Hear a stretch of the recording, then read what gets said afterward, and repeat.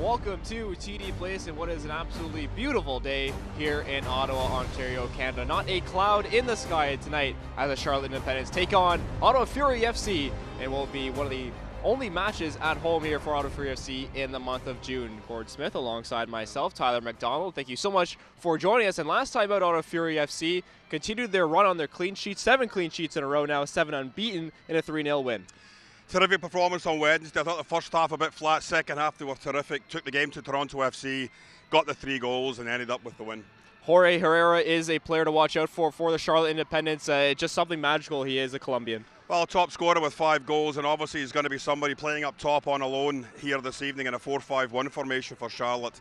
The back four for the Fury are going to have to be very wary at all times where he is on the park, especially inside the 18-yard box. And speaking of that Fury back four, a player to watch out for who's played a fantastic first 2 matches with Ottawa Fury FC is Nana Adekora. He's been our man of the match in one game and really could have had a shout for the second game in a row as well. Yeah, he got his first goal for the club on Wednesday night against TFC. A lovely header off a corner kick. I think that's going to be crucial here this afternoon. Those two maybe in a head-to-head situation, whichever one comes out on top could be the destination of the 3 points here tonight. This match crucial for those 3 points in terms of the standings here in the USL. We'll take a quick break. When we come back, Gord will be alongside AJ Jackie back on the call for tonight's game. This is Ottawa Fury FC Soccer.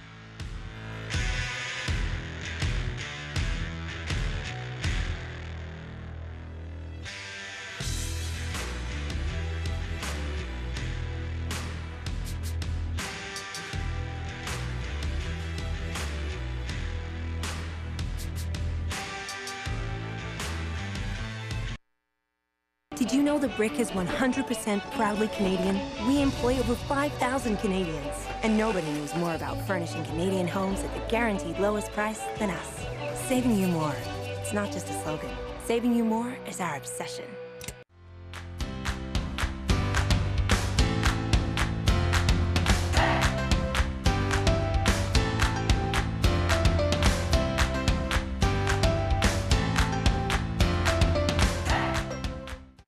Gabriel Pizza, proud supporter of local sports. Gabriel Pizza, home of the bigger, better pizza. 310-7777 or GabrielPizza.com. What do you live for? Is it for your crew? For overcoming obstacles? Live for what you want. So what do you live for?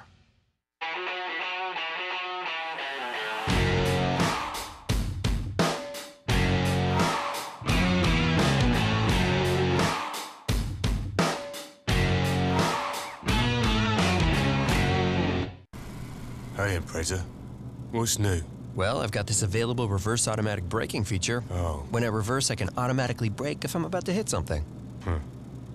All I do is beep. Subaru Beep. Impreza. Beep. Ouch.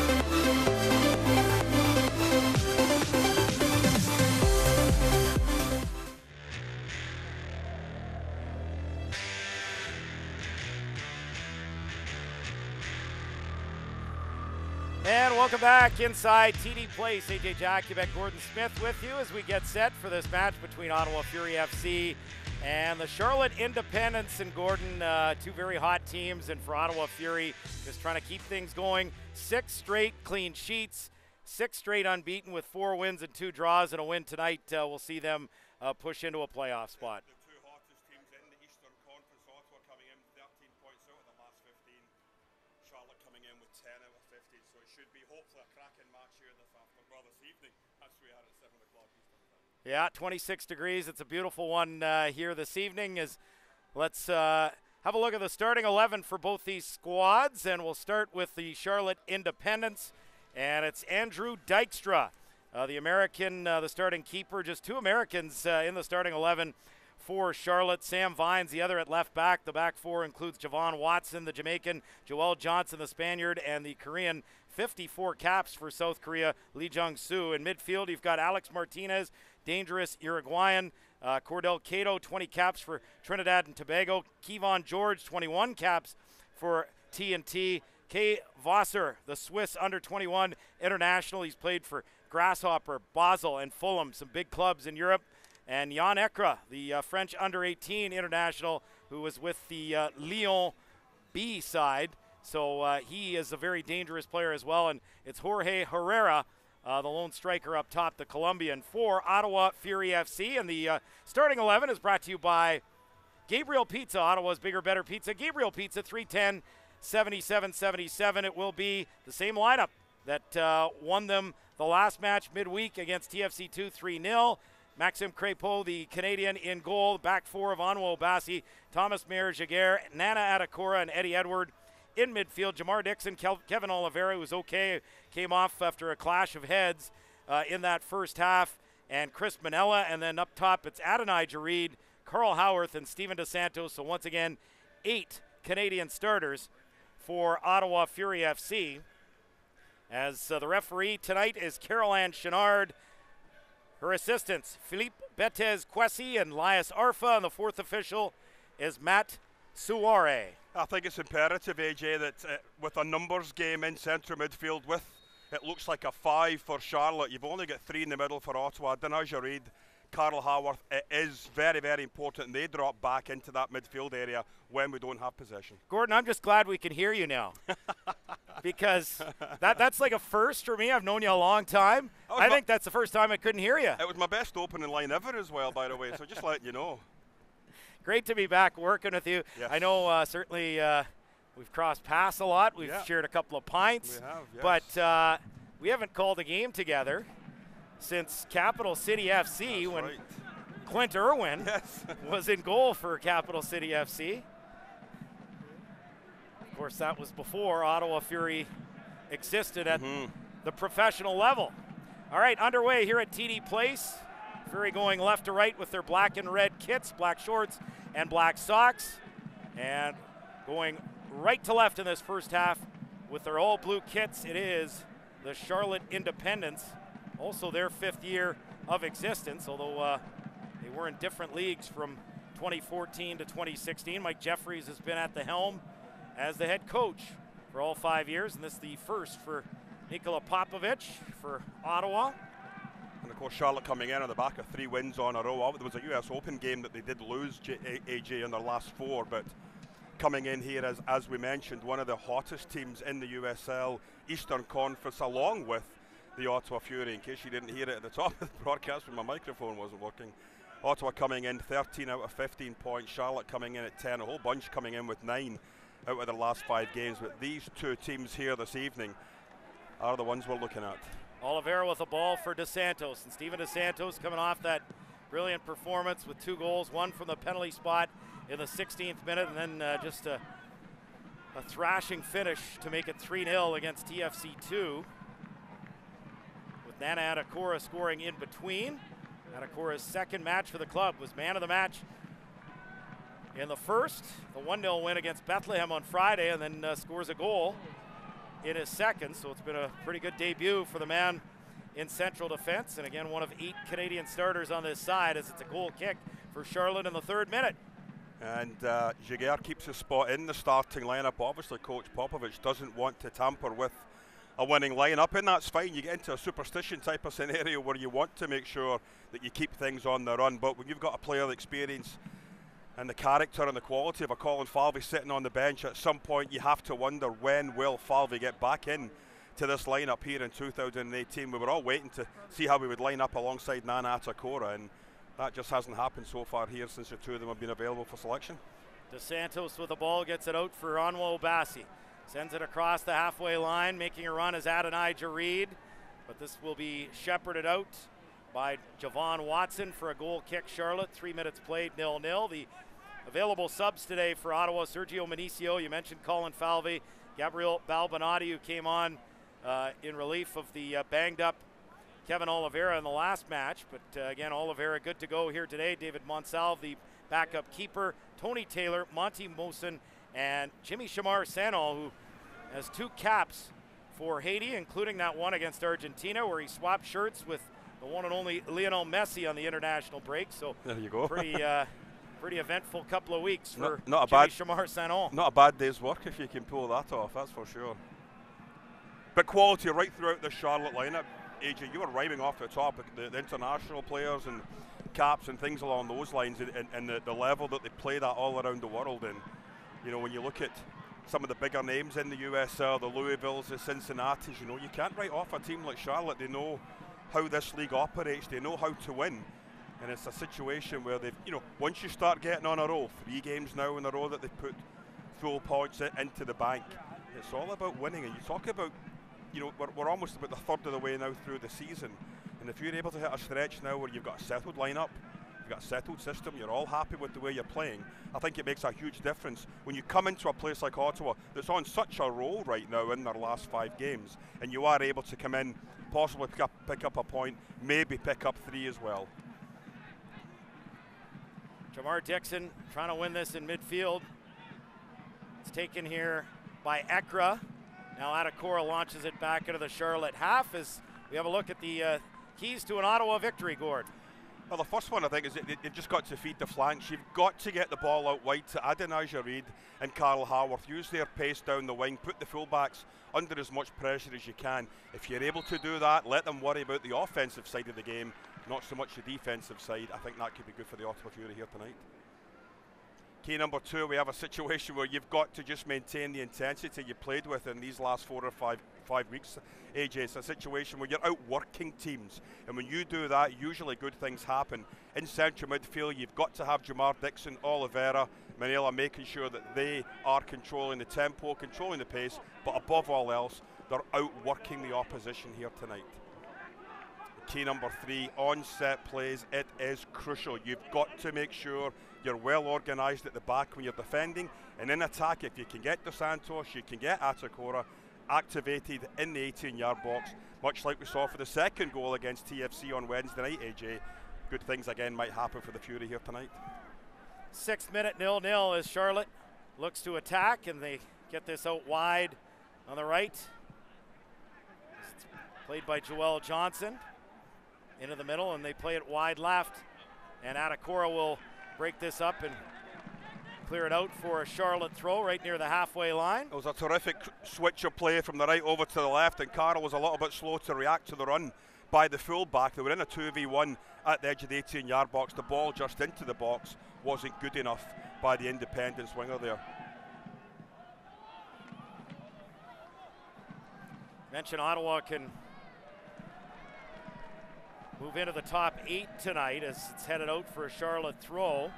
Have a look at the standings here. Cincinnati with a win today over New York Red Bulls 2, taking over the top spot in the USL East table. 23 points, 1 up on the defending champion Louisville side. Then it's Charleston, Pittsburgh, 20 and 18 points.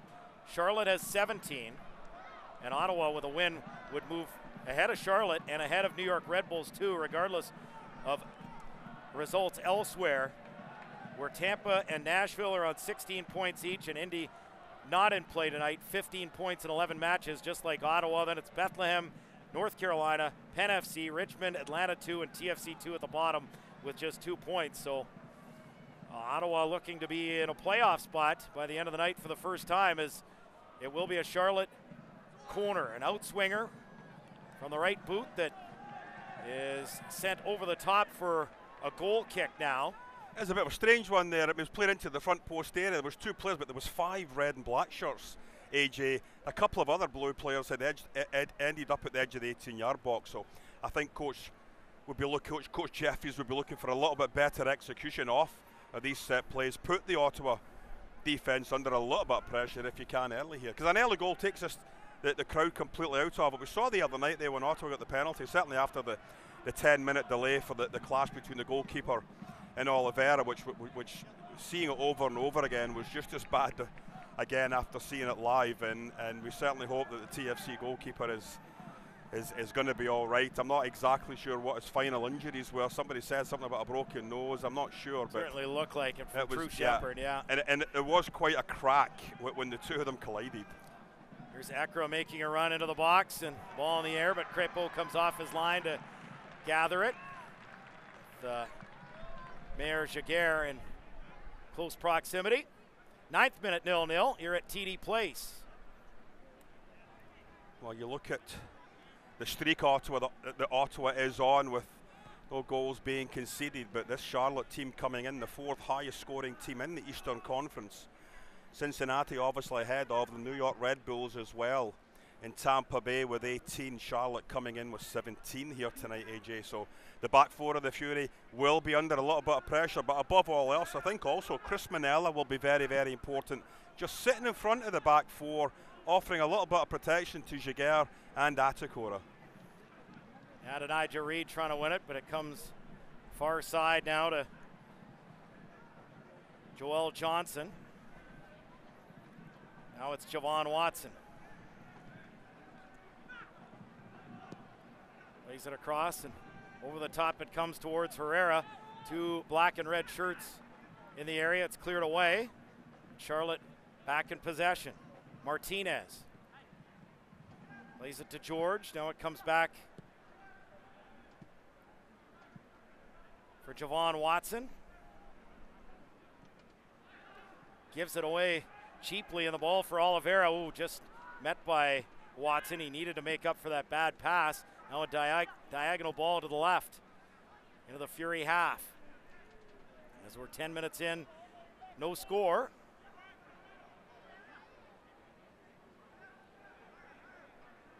Near side of the pitch, Charlotte working it into the middle for Kevon George. Now Watson. Yeah, the concern for Ottawa right now has to be how deep Charlotte are able to get into the attacking third. At the edge of the midfield third, AJ, and that's where Ottawa's setting up that second bank of 3 or 4. They've got to try and push Charlotte back a little bit more towards central midfield. Yes, let them play the ball around in their own half, but when it gets 15, 20 yards, that's very, very close to the attacking third. And all it takes is one penetrating ball for someone to get in behind that back 4, and it could be curtains here for Ottawa tonight.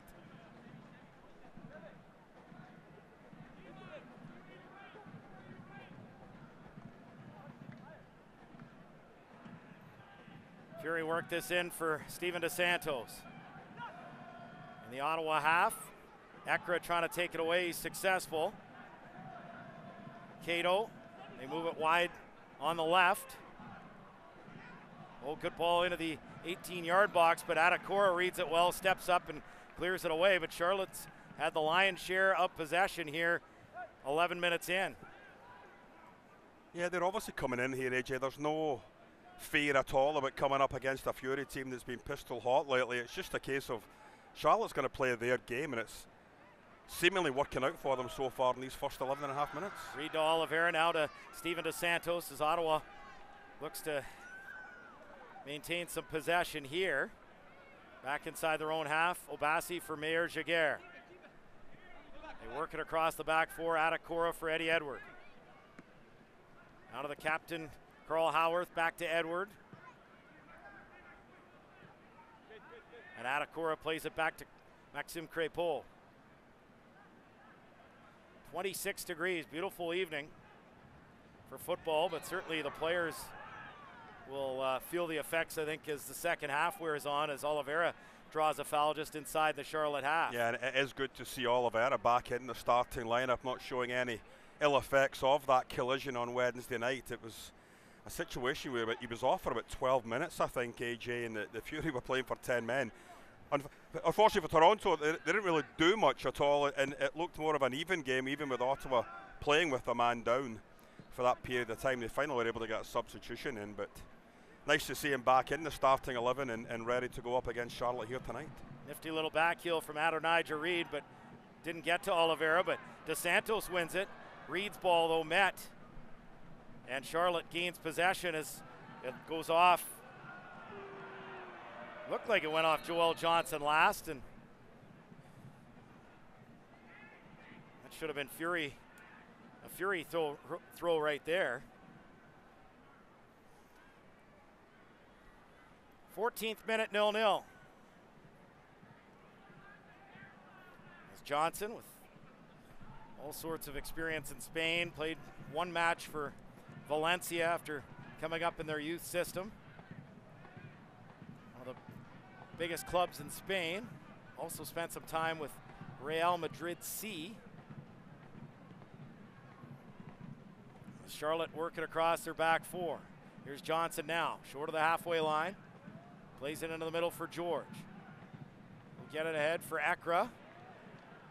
And Fury get stuck in there, Obasi, but they give up possession here. And on the near side, it's Charlotte looking to make a run. Ball in for Herrera, a shot, and that's blocked by Adekora, who did such a great job of getting his way in between the ball and the target, especially in that opener for him against Bethlehem last Friday. Yeah, it was far too easy there though for Charlotte. They just cut like a knife through butter, AJ. And finally when the shot was ready to come in, Adekora with a terrific block coming across, just throwing his body in the way. But the danger signs are there for the Ottawa Fury. This Independence team are a quality side. The quick movement, off the ball, they're looking for space at all time, and they're not afraid themselves to use the flanks, as we've seen a couple of runs down that left side so far here tonight.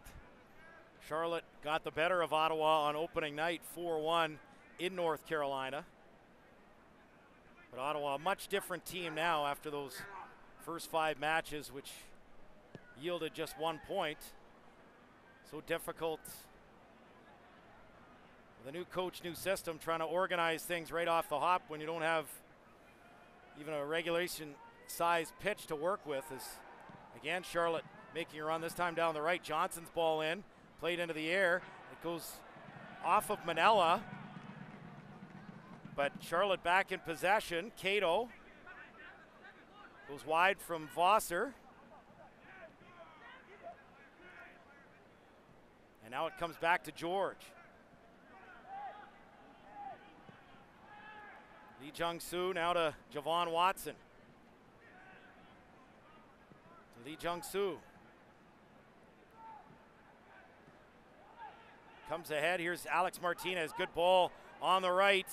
Here's Johnson with a cross, and it goes off Mayer Jaguar and out for another corner as Charlotte continue to put all the pressure on. Charlotte calling for, hoping for some sort of handball. Certainly didn't look like it from this angle, but we'll have a second look. Ottawa's really struggling right now to keep up with this pace of Charlotte, AJ. They're not able to come to grips with them at all. A lot of ball watching, and the heads are swiveling and balls are getting played in behind them, and they've got to just get their act together here very shortly, or they could find themselves down 1-0. Kay Vosser with a right-footed outswinger. Comes back out to Watson. Martinez for Watson. And this is booted into the north side stands. Here we got a chance to see that, AJ. He gets beyond Reed. Oh, you know what? I mean, we don't really get a chance to see from that angle how high up the arm was, but it did appear there could have been. I don't think there was a motion towards the ball, AJ, but it did look as if it probably was out a little bit. Of course, that's why Charlotte were absolutely screaming for a penalty kick. The referee just turned a blind eye, nothing there. Well, Ottawa certainly on the back foot early, but still 0-0, 18th minute here at TD Place. Very good test here tonight against a side that sits in 5th in USL East.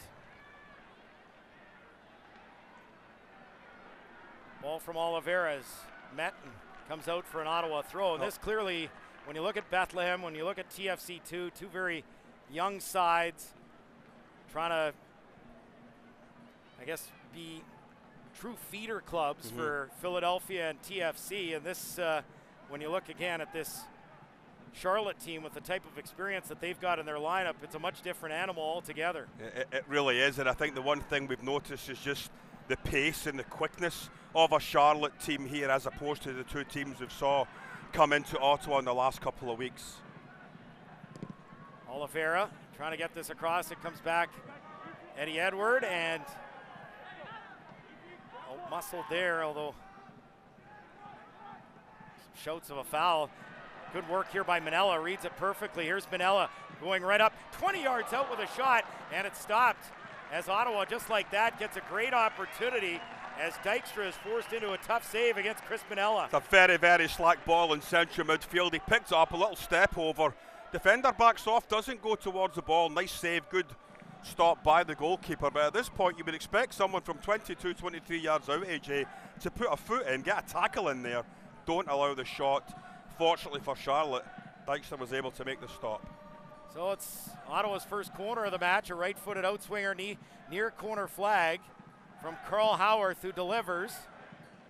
Headed towards goal, and it goes right to the keeper, Dykstra, who wasn't troubled like he was on the Manella shot, and he's got it. And, well, Ottawa looks like they're in this match now. Well, it's the first real foray, wasn't it? They had one or two other chances. We did see earlier on Carl Howarth and Adonijah Reid had switched sides there, but Adonijah's back over here on the left-hand side. We haven't really seen him get a chance to stretch his legs so far here this evening. We'd like to see the ball get fed to him. We talked about trying to feed the flanks inside these first 20 minutes. AJ, it just hasn't happened. It's all been contained in central midfield. Charlotte's doing a really good job of bottling up that central area of the park, but Ottawa just has to try and find a way, get the Santos into the game, get Reid, get Howarth a little bit more activated. Instead of having to worry about what Charlotte's doing, make the Independents worry about what the Fury are doing. Let's go down to Tyler Mcdonald for a pitch side report right now. Tyler. Thank you very much, AJ, and actually pretty quiet down here pitch side to start off in the first 20 minutes of this one. Just a couple of instructions coming from the Charlotte bench, and that's to get open and more to help each other out in terms of when Ottawa Fury is pressing on and to get inside of those gaps for Ottawa Fury FC and Coach Nikola Popovic. A lot of note-taking for the first half, talk, but not many instructions being yelled out at his squad just yet. Back to you guys. Thank you. As Carl Howarth puts this forward, Steven DeSantos able to run onto it about 20 yards out near touchline.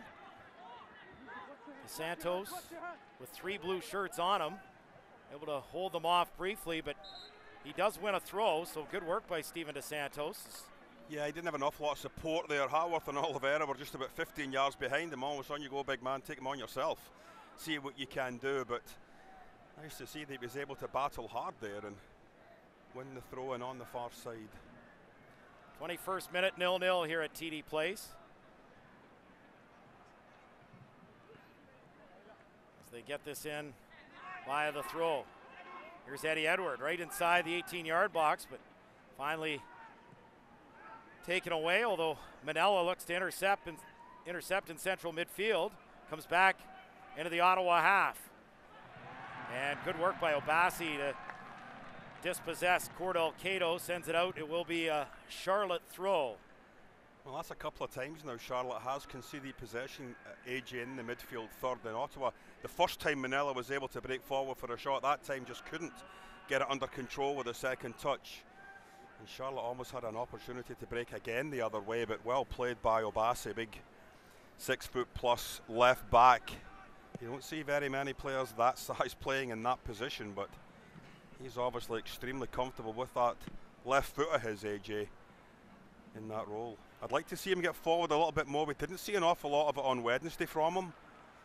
If he can get into that attacking midfield position and really provide support for Adonijah Reid, that would be very good for Ottawa here tonight. Pretty good indication. Ottawa just seems a little off with their passing tonight. Yep. When you look at that little 1-2 that didn't work just about 15 seconds ago, just a little off. Adonijah Reid and Kevin Oliveira at that juncture. Plenty of time to get that right as we're midway through the first half, 0-0. Should remind you that Select is the official soccer ball of the USL. For the latest Select products and special offers, please visit SelectSportAmerica.com. Receive free shipping orders on over $50. And should mention Select Sport America, that's America with a C, not a K. Just in case you're a Rammstein fan and you know the song America, it's America with a K, but that's not the correct spelling. Oh dear. I'm not going to sing it, by the way. No, thank goodness. Thank goodness for that. Ball out near side of the pitch, and Joel Johnson can't keep it in play, and it will be an Ottawa throw here. Well, you look at this Independence team, and obviously some of the stats, you go through different things, but one of the things that really stood out is they haven't lost a game when they're actually leading at the half. They're 5-0 and they've outscored opponents 8-0 in the games where they are leading after 45 minutes. So, I mean, I think above all else here, I mean, that might explain obviously the nice start they had inside the first 10-15 minutes. Get out here, try and get that early goal, get the lead, take the crowd out of it, AJ.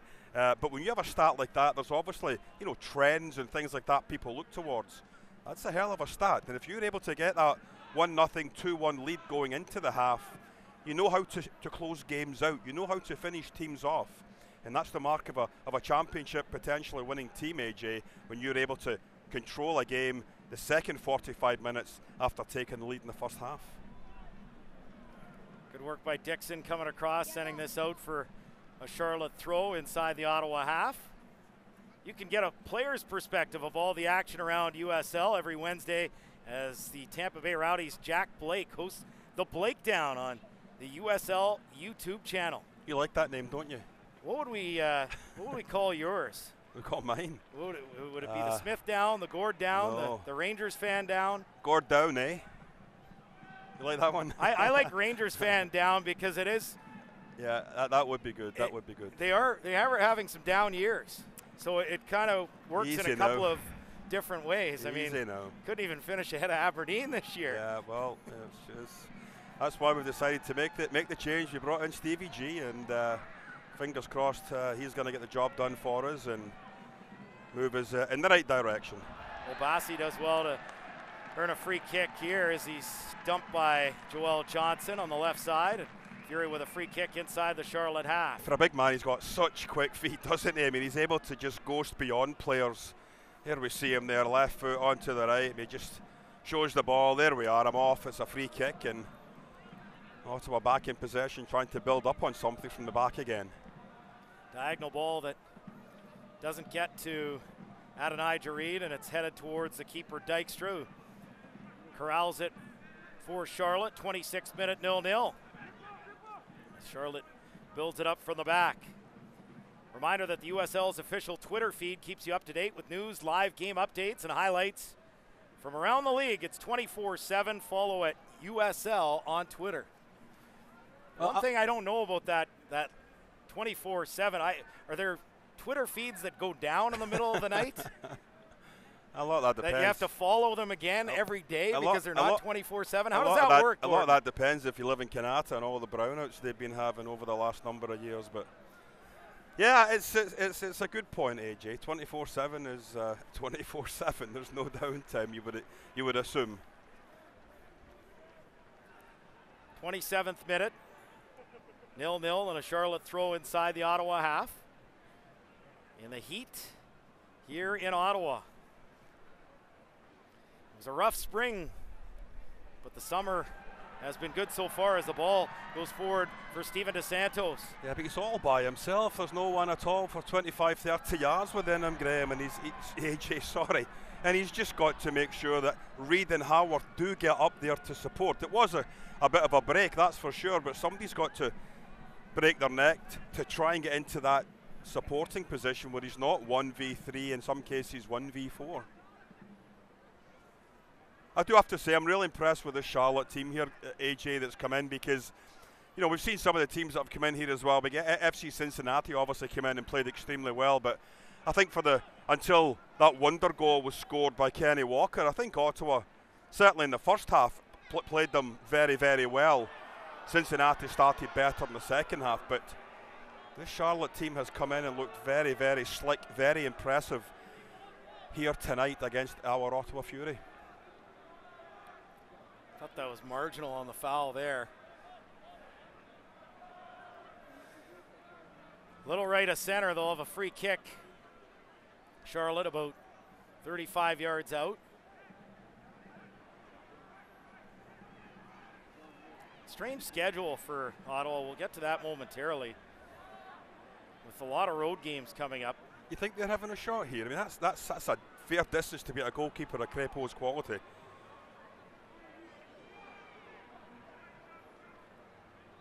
I'd be surprised. Well, they will give it a go, and that's not close from that distance. Kay Vosser, who's certainly a player of some quality, as his resume would indicate, the Swiss Youth International, but that was nowhere near troubling the keeper Crépeau from about 35 yards out. Yeah, just the body language. It looked as if he'd backed other people off, and he'd made a decision early. He was going to have a crack at goal. The goalkeeper, with the sun somewhat in his eyes, although right now the way the shadows are inside the 18-yard box, he's not really going to be bothered with anything coming from that distance. But it was a bit of a strange decision. You had a couple of big lads lining up at the back post of the 18-yard area, and you decide to take a shot there. When you get those opportunities for set plays in and around the box in a tight game, you've got to make sure you take advantage of them. And I think Coach Jeffries will be a little bit disappointed at the decision making there by the Independents. 30th minute, 0-0. Yeah, the sun really mainly just a bother for us in the broadcast. It is now. I mean, when the game started off, it was a little bit higher, obviously, and there was some fairly long shadows on that park, but it's mostly just this sort of left side of the Ottawa defence down to about halfway that's up against the sun right now. It's up to our broadcast left, and to quote the great John Motson, can someone do something about the sun? Here's a ball offside. And it's offside. Flag is up against Jan Ekra. Well, I think he did well, though, just to peel away from Atakora, didn't he? Found the space inside the channel there, in between Edward and Atakora. And unfortunately, AJ, the ball a little bit late getting to him. Lovely first touch and a swivel to get the ball into the 18-yard box area, but fortunately for the Fury, the flag went up and the whistle went for offside. Yeah, it's a great story. I heard Gary Lineker talking about John Motson at a World Cup and broadcasting, and he's all flustered because the sun's in the eyes of the legendary broadcaster. Yeah, Can someone do something about the sun? A big fan of John Motson. You know, when you listen to a lot of the sort of 70s, 80s football games that you're able to see from the old English First Division and even cup games back in the day, some of his calls were terrific. Eddie Edward fouled here. It'll be a free kick for Ottawa inside their own half as we're past the half-hour mark. 0-0 Fury against Charlotte. Good battle here so far between two of the better sides in the USL.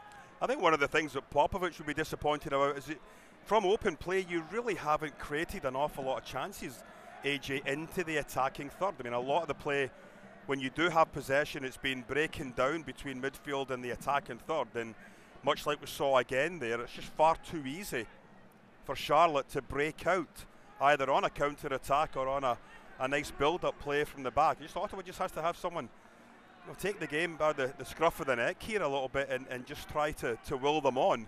We've seen how well they've played over the last month or so, and that work rate that we talked about in the post-game show on the Facebook Live. It will be coming up later on tonight. But you have a situation where if the team is stopping you from doing what makes you most successful, as a coach, you need to make changes on the fly.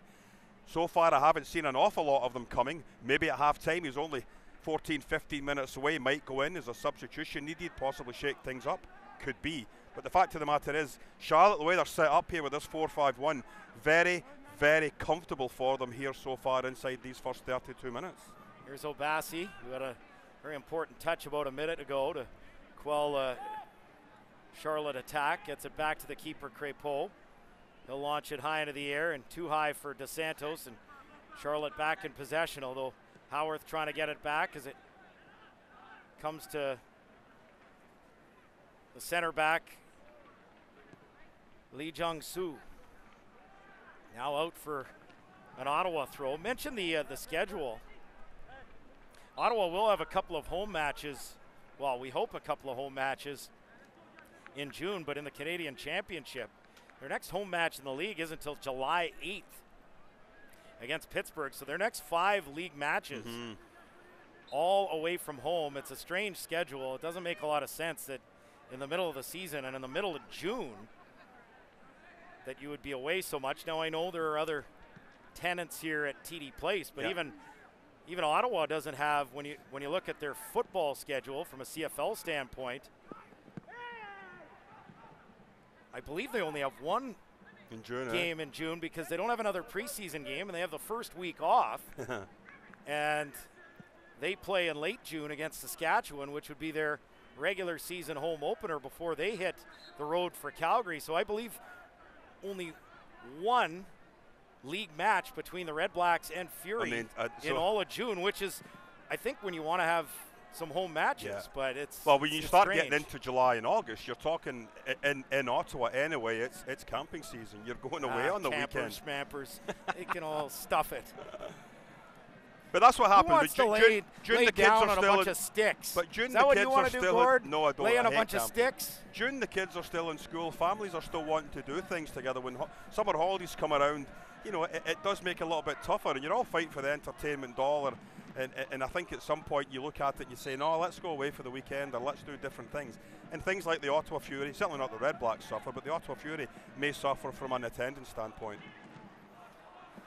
I'm sure back in the day out in Alberta, you were a camper. I hate camping. I am not an outdoorsman. Just give me a nice bed. And a Fury match. How about that? Give me a nice bed and a Fury match, and I'm happy. Even on the road and you're watching it on the internet, that'll be fine. 35th minute, 0-0. Here's DeSantos controlling it. Nice little back heel. Here's Howarth. Howarth with a shot, and somehow it's kept out. Oh, that's knocked off the line there by the Charlotte defender, and that's Watson. That was a terrific Javon play. Watson prevents it from 1-0 Ottawa. I mean, Howarth actually starts to play with the head at this point, just bursts right through the two defenders. We talked about the pace. And outside of the right foot, he's trying to curl it into the bottom left-hand corner.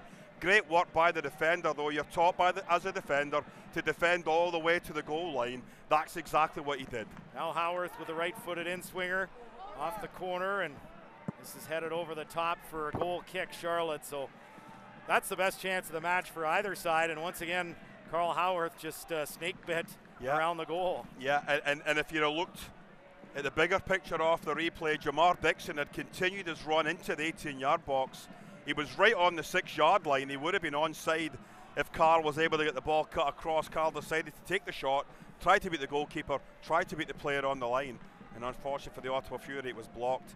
And we're still scoreless here with about 10 minutes left to go in this first 45. Well, Fury have had the better chances in the last 10 or 15 minutes after Charlotte was clearly the better side in the first 17 or 18. Yeah, I just think it took him a while to come to grips with how Charlotte were playing. Now you're getting a chance for Eddie Edward to battle down that right-hand side, make up some ground. Here's Edward with the ball now. Edward now to Howarth, edge of the area, back to Eddie Edward in the shot, and that blazes over the top for a goal kick as Ottawa really starting to find their feet in this match. 0-0, 37th minute. You know, when you're asked to step up against a quality team like Charlotte from a game on Wednesday against Toronto that pretty much you could have walked through in your sleep. Yes, Toronto had 70% of the possession. That means absolutely nothing if you're not taking your chances and if you're not creating chances. Ottawa in these last 10 minutes, AJ, I think they finally realised, number one, we're stepping up a class in opposition here as far as what we're up against. But I think now they're just starting to realise if we get bodies forward into the box at the edge of the attacking third, we are going to be able to create some problems for Charlotte here tonight. Charlotte looking to counter here, and down the right comes Cordell Cato. But Obasi and Mayor Jaguar in the way, and Mayor Jaguar sends it ahead for DeSantos. Steven DeSantos couldn't control it. Goes off his hand. Free kick, center circle for Charlotte in the 38th minute, 0-0. He had two opportunities there to get that ball out to Carl, who would have been off to the races down the right channel. Unfortunately for the Fury, nothing came of it. There's the handball we see just going out. Easy decision for the referee, perfectly placed. Ball in towards Cato. Mayor Jaguar, the last man, heads it clear. As it comes to DeSantos, but played wide left there by Vosser.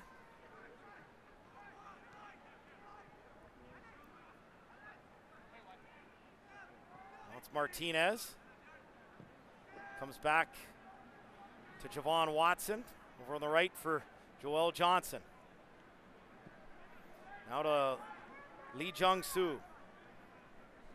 Again, look how deep Ottawa is, AJ. They're set up almost 35 yards from their own goal, that second bank of 5 across the midfield area, and Charlotte really having all sorts of time just to stroke the ball around nicely. Well, he got away with it. Oliveira able to win it. Now here's Adonijah Reed in space. Reed has Howarth ahead of him. Ball for DeSantos on the right. Now Howarth making the run to support. DeSantos. And it goes off of him last, and it will be a throw for Ottawa, so unable to do anything on that counter-attack. Yeah, but it was a nice counter-attack. It's just that final ball that needed to be played just wasn't good enough, and unfortunately for the Fury, it broke down. But it was nice to see Adonijah Reid getting a chance to get the ball at his feet and run at defenders. We haven't seen enough of that here inside the first 39 minutes, AJ, and you've got to see more of it if the Fury are going to have success here today. Adonijah Reid is fouled, and this is going to be a free kick for from a dangerous spot, about 35 yards out, a little right of center. Well, we know Carl Howard can hit them, but I think this is a little bit too, yeah, a bridge too far for Carl, even at this distance. Oliveira, again, he does look as if he's ready to line this up and have a crack, much similar to Fasser earlier on, from about the same distance as well. Same angle almost, too.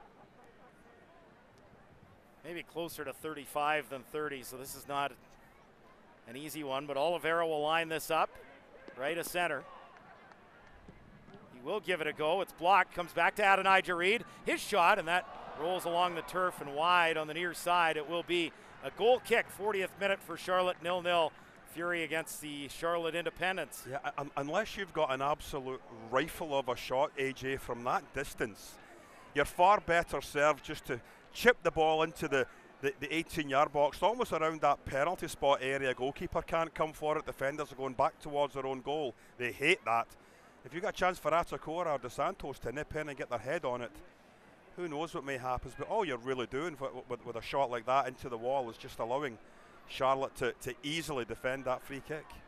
If you're looking for exclusive video content and photography from across the USL, make sure to follow the league's official Instagram account. That's at USL Soccer. It's my second favorite Instagram account.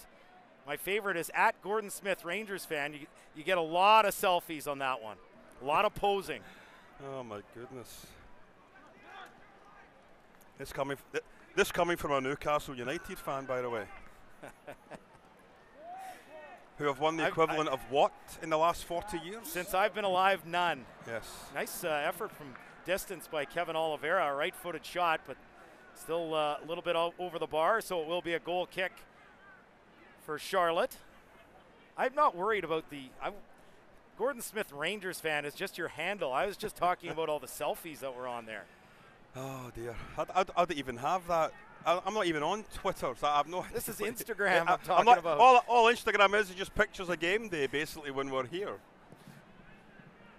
Do you have, beyond your selfies and your Rangers pictures, is there pictures of haggis and stuff? No. Bagpipes? No, well, I've got lots of pictures of bagpipes. I did play them when I was younger, so there's no issue there. But no, not right now on my Instagram account, unfortunately. What does haggis taste like anyways? It's actually really good. Don't complain until you've tried it. All right, well, that's why I'm asking you. Yeah, you go ahead and try it. There's even vegetarian haggis now, which seems like a bit of an oxymoron, but it isn't. It's actually not bad. 42nd minute, 0-0. Let's head down for an update from Tyler Mcdonald. Well, thank you very much again there, AJ, and just some words coming from Nikola Popovich before the end of half, and that's for his top 3 and 4 guys to keep pressuring the back line of Charlotte when Charlotte has possession of the ball, try and cause those turnovers. We saw that be a big factor in the game against Toronto FC 2 on Wednesday. See if he can continue that form here tonight. Back to you guys. Thank you, Tyler. 43rd minute, 0-0 as Charlotte get this in off the throw. And that's an excellent point, but the one thing that I've seen in a few games recently from Ottawa is because the front three are so spread out, AJ, there's really no support. So, for example, if Adonijah Reid is coming well out to the wing on the flank, DeSantos isn't coming across to help out. And unless you have Oliveira coming close to give him some support as well, we're finding ourselves in these 1v2 situations that in most cases against quality defenders is never going to work for you. It's the same with Carl on the other side. We have seen Eddie Edward getting down that right flank a whole lot more than we've seen Obasi. I think Obasi is quite content to get to central midfield and then he's on a bungee cord pulling him back towards his left back position. But Eddie now seems to realise if I'm going to get Carl activated into this match, I have to get down there and support him down that right side. Charlotte throw. No, it's given to Ottawa here in the 44th minute, 0-0. Keep up to date with all the best social media from around the league as Kelsey Steele hosts Off the Post. It's every Friday through the league's Facebook, Twitter, and Instagram feeds.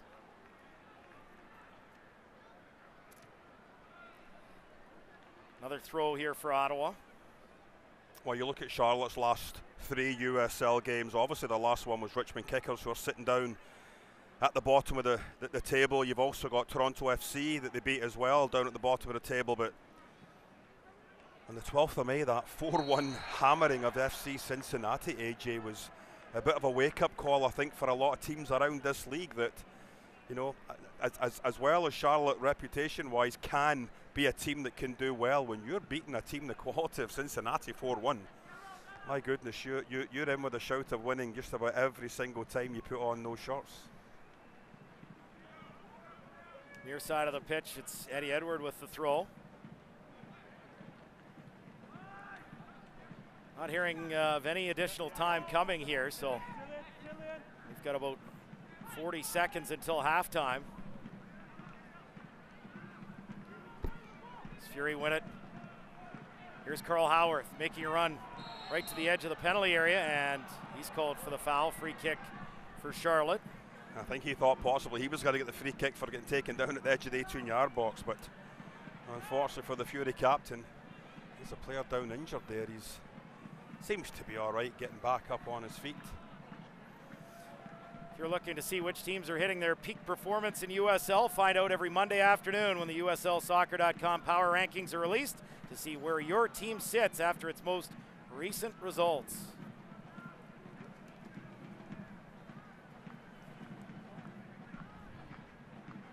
Well, the supporters groups at the end behind the Ottawa goal right now, just slowly but surely trying to will this team back into the match. The halftime comes, 45 minutes in the books, and scoreless here this afternoon or this evening. There's the halftime whistle, 0-0 Ottawa Fury against Charlotte, and we will hear from the manager here in about 10 seconds time. So let's go down right now to hear from Nikola Popovic. Hey coach, so it was apparent that you guys put a lot of pressure on Charlotte during the first part of the game. What was the key to your organization during those first 45 minutes?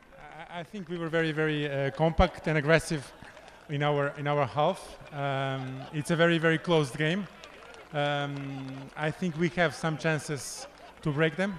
2-3 chances that we missed 1 or 2 passes to come a little bit more dangerous in front of their goal. And with possession, we have some good chances too. No, that's great. So can we expect a change in gameplay for the second half of the game? No, it's going to stay the same. It's going to stay the same. I think we are very, very organized, and we are going to find a way to score a goal. Amazing. Well, best of luck. Thank you. Thank you. Bye-bye. And there's our halftime interview with Nikola Popovic. It's brought to you by Ross Video, and I think he pretty much nailed it. Just some passing a couple of times. A little bit better, a little more crisp, and they might have had a couple more opportunities, but they still had a couple, most notably from Chris Manella from distance, forcing Dykstra into a save, and then the best chance for either team in the first half from Carl Howarth, knocked off the line by Watson. I thought the first 10-15 minutes they just stood back off of Charlotte and allowed Charlotte to come on to them. And Charlotte were the far better team at the start, but I think as 20-25 minutes came into play, the Fury realised, okay, we've got our feet now, working back into this, we know what we're being asked to do. And they did finish the stronger of the two teams with the better chances, as you mentioned, inside those final 10-15 minutes. When we come back, it's our halftime show with a score 0-0. Ottawa against the Charlotte Independents. This is Ottawa Fury FC Soccer.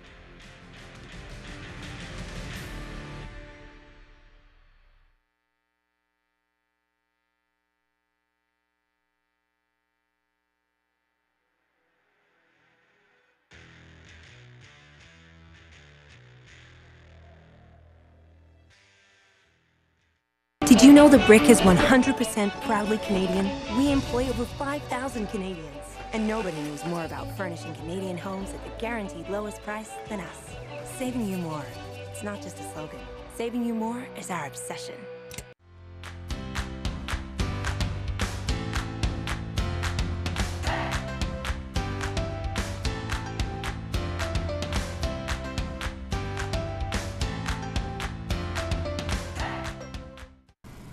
Hey, Impreza.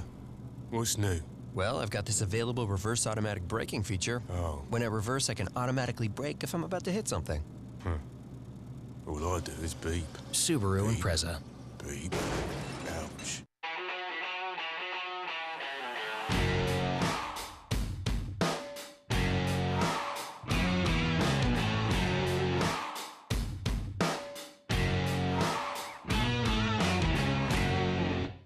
Gabriel Pizza, proud supporter of local sports. Gabriel Pizza, home of the bigger, better pizza. 310 7777 or GabrielPizza.com. What do you live for? Is it for your crew? For overcoming obstacles? Live for what you want. So what do you live for?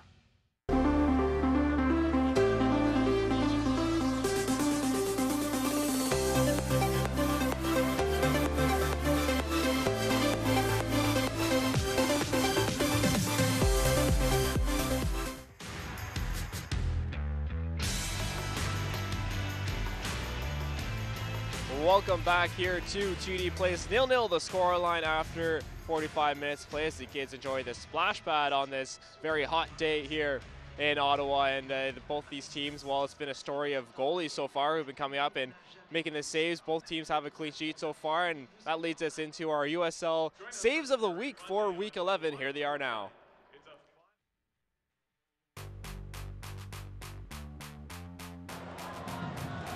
Jimenez will take it. Newton diving to his right makes the save. It'll be a corner kick for Lucid. Harrisburg club. Dennis is in, and he couldn't ship it by Lind. Terrific job by Danny Lind. Wow. Espria steps, strikes, saved, and saved by Leaker. Alex Cooper. That's on net. Another save. Kyle Rainish sees the ball right behind him, cutting into the area. Tyler Blackwood saved by Lubin off the post, and another save from Lubin. It's a great fingertip save to push the first one off the woodwork, then a good rebound save.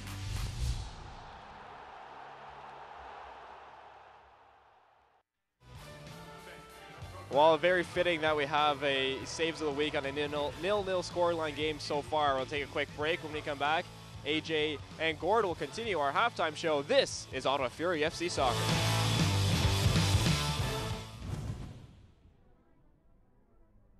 Welcome to another episode of The Breakdown. This week I've handpicked some of my favourite plays from the week. I hope you guys enjoy it. Back across to lose.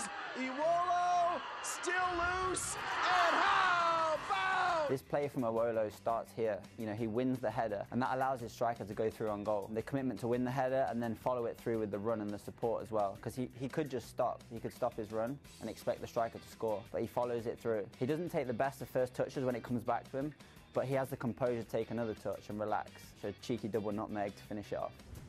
There finds Perez. Perez with the back heel. It's there. And a goal. Joaquin Rivas. This play is more about the assist. When he picks it up, it's very difficult because he has two defenders on him. He uses his awareness. His spatial awareness is fantastic. He tries to stay in the box as long as possible. And then the support run from Rivas is also tremendous. It looks an easy skill, but it's not. It's very difficult. And again, Rivas's finish on the weaker foot into the far corner.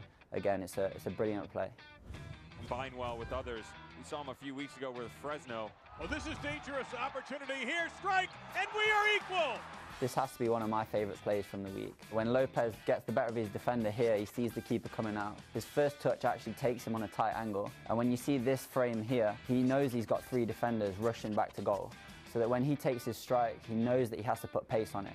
Now, to put pace on it from that angle is a very difficult technique. I don't think if he had that moment again, he could do it any better. You know, it's a fantastic finish, perfect, with three defenders running back to goal. It has to be my favourite play of the week. Mendez, good ball. Here's Zubak looking for number 3, and he scores! The connected movement from Ethan Zubak and his fellow strike partner here is fantastic. You know, he comes to feet and he drags the defender with him, and then he uses his agility and his speed to get past the defender with just a simple movement, a simple step. Again, to have that partnership with your striker is something that's very strong, and it will hold him in good stead for the season. There's a reason why he's player of the week. Out of his 4 goals that he scored, that was my favourite, purely because of the movement and the tactical awareness from both of them. When I saw Alex Mendez get the ball from an entry pass, I just knew I had to spin off, and when the ball came right to my feet on top of the box, I just decided to go for it and finish it. I hope you've all enjoyed this week's episode of The Breakdown. I look forward to seeing you next week.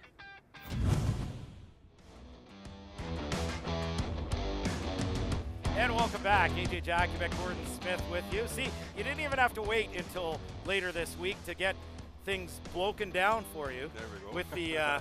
With the breakdown. AJ Jakubec, Gordon Smith with you. 0-0 the score at halftime. Ottawa Fury FC against Charlotte, and let's break things down from an Ottawa perspective in this 6-match unbeaten run for Ottawa Fury. It's been a complete 180 from their start. It really has. I mean, historically, it's always a problem for Ottawa because of the weather situation we have here. They're always on the road. Started off, as we can see, May 2nd, the afternoon game against the Red Bulls, 0-0. There really wasn't an awful lot to write home about that. Went on the road, picked up the 1-0 win, Penn FC, Falvey with the winning goal, and then just from there, 2-0 over Atlanta, 0-0 draw with Charleston, and then the last couple of games, Bethlehem and Toronto FC. I don't think the quality they've had in the last 2 games has been as good as they're seeing here this afternoon, but that's not Ottawa's problem. Ottawa just has to play against the teams that's facing them on that day, and as we can see through that streak, 6 shutouts. I mean, a tremendous run from Crepeau and the back 4 playing in front of them. And they're taking care of business at home as well. That's so important if you're an Ottawa Fury fan. And there you see, if you're watching the broadcast, if you're listening, bear with us on TSN 1200. Ottawa 10th in the USL East table, but a win tonight would put them into the top 8. They would pass Charlotte. They would pass New York for sure. Tampa and Nashville are playing tonight, and Indy not playing, so they'd pass at least 3 teams with a victory tonight on 15 points, but Pittsburgh sits 4th on 18, and I think in the end, hey, top 8 is the bare minimum. Yes. You don't want to be anywhere outside the playoffs, but I think for a club that has seen their attendances dwindle here year to year compared to last year, I think it's important that if you can get in that top 4 and build some interest and get back to hosting a playoff game as well. Top 4 to me has to be the real goal for this team, so that you can host a playoff game and really build some momentum for this club once again. Well, I think one of the things that's happened over the last 5 or 6 games, they've become relevant once again. Not only relevant in a standings situation, but relevant from a fan base standpoint. They realise that, you know what, we're starting to get a quality team, a quality group put here together. Obviously starting from the back, from the goalkeeper, and here we see another great, this was a terrific save by Crepeau to keep it at 0-0. A couple of other chances later on for the Fury, but I think overall it's just been a situation where, you know what, they're starting to play decent football. Have we seen an awful lot of it here this afternoon, this evening? Stops and starts, AJ, but the fact of the matter is you're now starting to address situations where you're coming up against the big boys, you're coming up against the big teams, and you're playing them well. Like we're seeing this afternoon against Charlotte. You started off slow for my money, but you came back into the game, and you were the better of the 2 teams going forward inside that final 15-20 minutes. Certainly, as you said, the chance that Carl had and the chance that Manila had. Here we see Oliveira's goal. Oliveira hasn't really been in the game much here tonight. He's really struggled a little bit to come to grips with it. I think the one thing we're seeing with tonight's game is that a player like Jamar Dixon is having to play a lot deeper. He's almost playing alongside Manila as 2 holding midfielders and allowing Oliveira just to be the one to get forward and help the 3 lads up front. So I wonder if we'll be asking Jamar a little bit more, get forward. We did see him on that one run when Carl's effort, getting into the box in the 6-yard area, didn't get the ball played across to him, and unfortunately the ball, Watson I think it was, kept it off the line, but it came together in that second half of the first period, and fingers crossed it continues going into the second half. All right, we'll take another break, and when we come back, We'll have a look from the TV side of our first half highlights. We'll also have a look at our first half stats, and then it will be second half action from TD Place. 0-0 the score. Ottawa Fury FC taking on Charlotte. This is Ottawa Fury FC Soccer.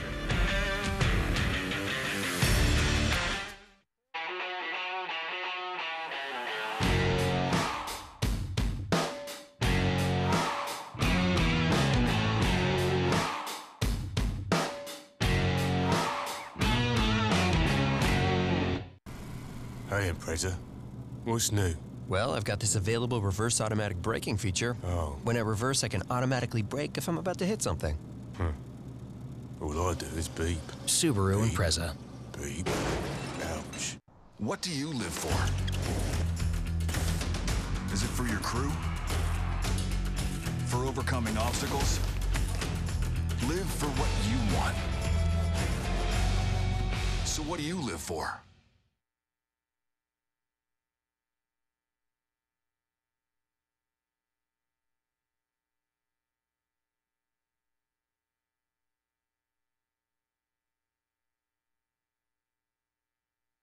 Did you know the Brick is 100% proudly Canadian? We employ over 5,000 Canadians, and nobody knows more about furnishing Canadian homes at the guaranteed lowest price than us. Saving you more. It's not just a slogan. Saving you more is our obsession.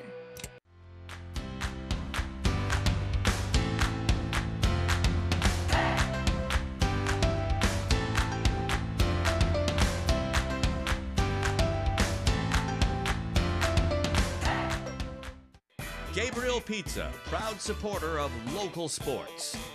Gabriel Pizza, home of the bigger, better pizza.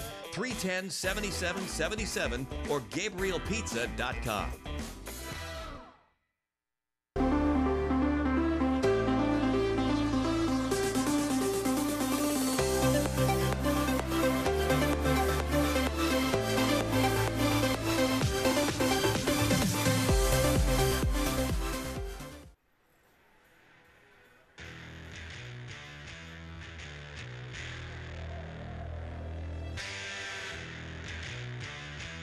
And welcome back inside TD Place. AJ Jakubek, Gordon Smith with you as Ottawa Fury FC and Charlotte look to break this 0-0 deadlock as we get set for second half action momentarily. But let's have a look at our first half stats. They're brought to you by Rico, making information work for Ottawa Fury FC. And as we have a look at those first half stats, Ottawa 29% possession, Charlotte 71%. But when you look at the shots on target, 3 for Ottawa, none from Charlotte. So clearly it was Carl Howarth and Chris Manella with the better of the opportunities for Ottawa in that first half, and the shots 9-4 for Ottawa, and they really started to take the game over the last 25 minutes.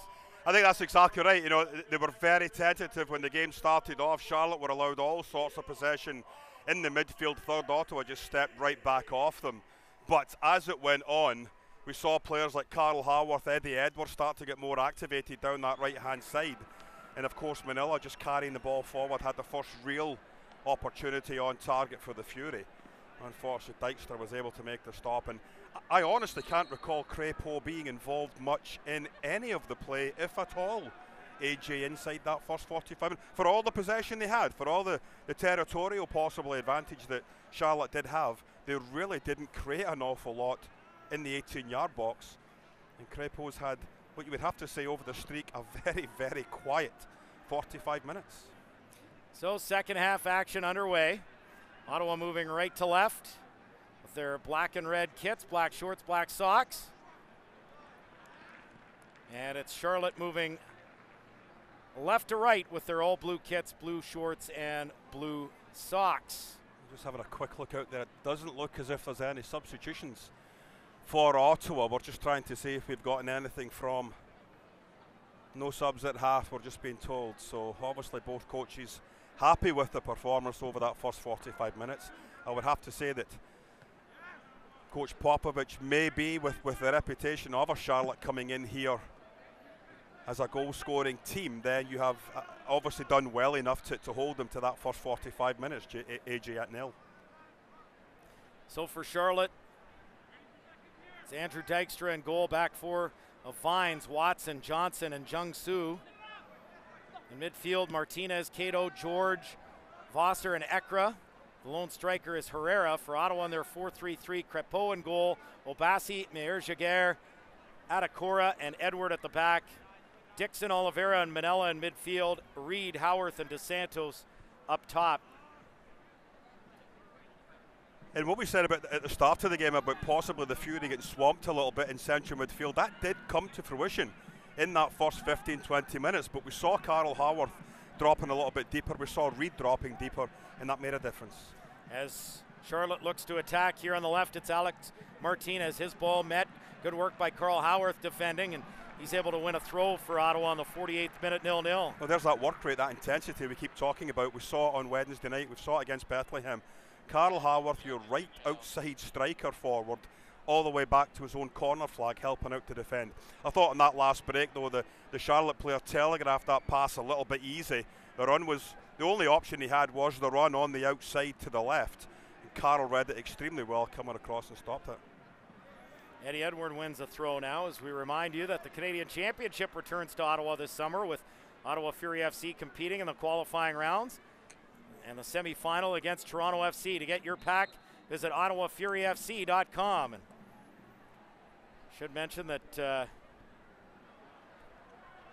Ottawa will play at TD Place, their lone game in June at TD Place. Mention they don't play a league home match until July 8th against Pittsburgh. They will play on June 27th in their qualifying match to see if they can advance to play Toronto FC in July, and that's going to be a massive match on June 27th, the second leg of that first round affair. Well, I think from a prestige standpoint, you've obviously hoped that they are going to get through that qualifying round, but from a financial standpoint, AJ, with TFC coming in here again, you know, like you've the possibility of 10,000 people in the stands, that would have to keep the CFO and all the other people, the money people, very, very happy with that sort of a draw coming into the nation's capital. They had about 8,000 last year when they played Toronto FC, but that was opposite a Senators playoff game, and I have no doubt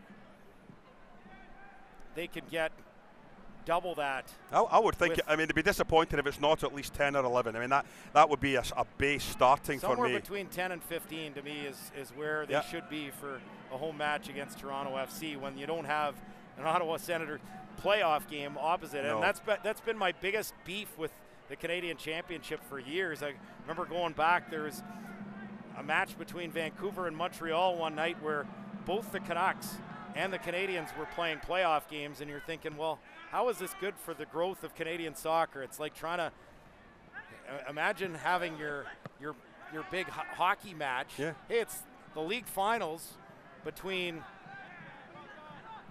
Bristol and Nottingham. Yeah. And meantime, Nottingham Forest and Bristol City are playing a playoff match to go into the Premier League. Yeah, it doesn't make any sense. You're not at winning all. that battle no, not at all. any day of the year. I think all of us around here are most stunned that you actually have a beef, which is something that very rarely happens. Yes, totally shocking. Well, I knew I was going to have to contend with something back from you, Gordon, at some point in this broadcast. There we go. It's a long game. 51st minute, 0-0. Charlotte in possession now as they work this wide right. Johnson being met there by Obasi. Just great positioning, great physicality, and he wins a throw as well. Yeah, you're not going to get through Obasi. You may get an opportunity to go around him, but you're certainly not going to get through him. And when he does get position on you, it's very, very difficult to get beyond him. And you know, for a big left back that he is, he's got very, very quick feet, AJ, and I think that's one of the things that's kept that left back shut for him. Another throw here for Ottawa, as we remind you that Canada's men's national volleyball team comes to TD Place with matches June 8th through June 10th against Germany, Australia, and the United States. It's the Volleyball Nations League. Check it out, tdplace.ca, for all the info.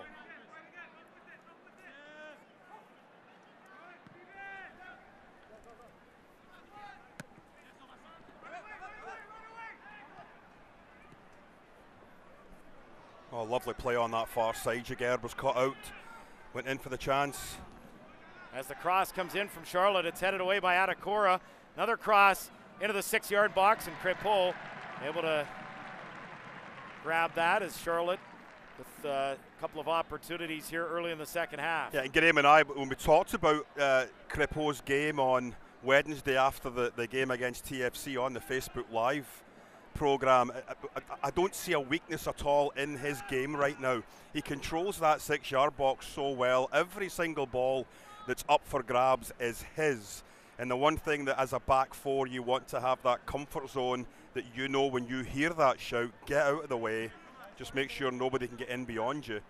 The goalkeeper will take care of things, much as he did there. You know, when you're a goalkeeper in a game like this, when you haven't had an awful lot of action. Adonijah Reed almost springing his man, but the ball is sent away with Oliveira making a run. Go on, Gord. Yeah, when you don't have an awful lot of action, you've got to maintain that mental approach to the game and be 100% in it, so that you're not falling asleep, you're not going out of the play, you're drifting out into a situation where you're not really paying attention, and I think Crépeau this evening has been terrific that way as well. Ball goes off Carl Howarth inside the Charlotte half, and the Independents get it ahead for Ekra. Now it's sent forward, making the run as Vosser. Edward able to have good body position on him. He shepherds it out for a goal kick. Well, 53rd minute, 0-0. The Fury very lucky there, because when that ball was played down the channel, Eddie Edward was running after it. Jaguar, though, had come all the way across. Atakora was caught out of position up in central midfield. It was a blue shot wide open inside the 18-yard box, and if the boy's able to get that ball hooked into there, Jaguar would have been left exposed, and the goalkeeper would be sitting at a one-on-one situation. So very, very fortunate the ball didn't get played in there. Atakora had gone up for a tackle, lost out on it, and Jaguar, to be fair, had come across to help out, but he'd just come too far. He was watching the ball instead of what was happening just to his left. Here's Adonijah Reed now inside the Charlotte half, cuts into the middle.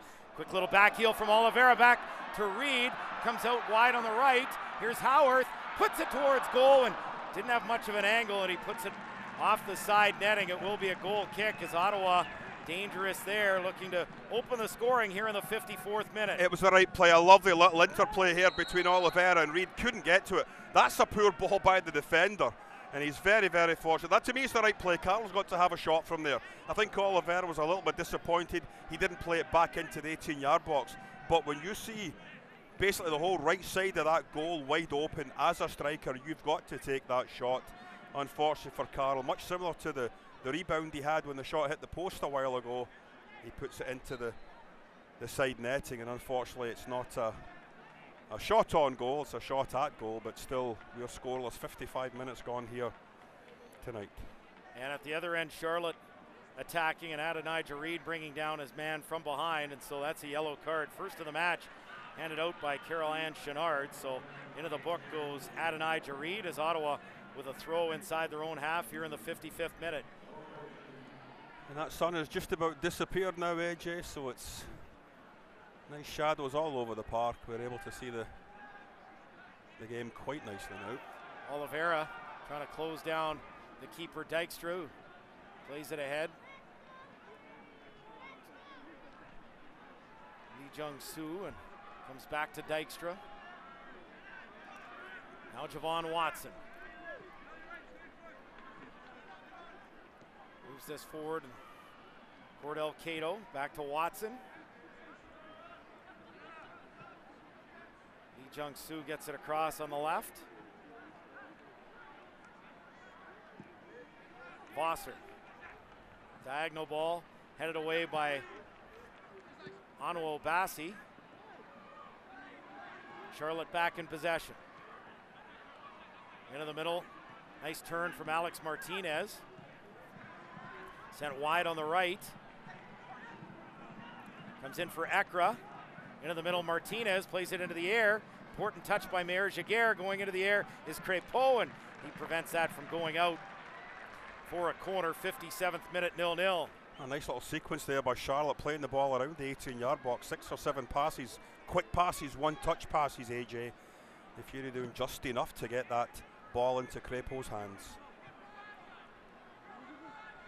Headed here by Dos Santos for Adonijah Reed, but Ekra comes back, wins it. Charlotte plays it into space as they break down the left-hand side. Herrera. Now to Martinez. Looks to get it back to Herrera inside the 18-yard box. Important touch by Adekora. Sends it out for a Charlotte corner here in the 57th minute. Well, I've got to be honest with you. I mean, that has to be one of the first or few times that we've actually called Herrera's name here tonight. And someone that scored 5 goals. We did talk about playing that sort of lone striker role with support coming in from behind. And up against Adekora, he's not getting an awful lot of change here tonight. The two players were highlighted off the top of the show. Vosser with the right-footed in-swinging corner. Far corner flag. Here's the delivery, and it's headed away. It's Jamar Dixon getting his head to that, clearing it to the near touchline. Another throw here for Charlotte.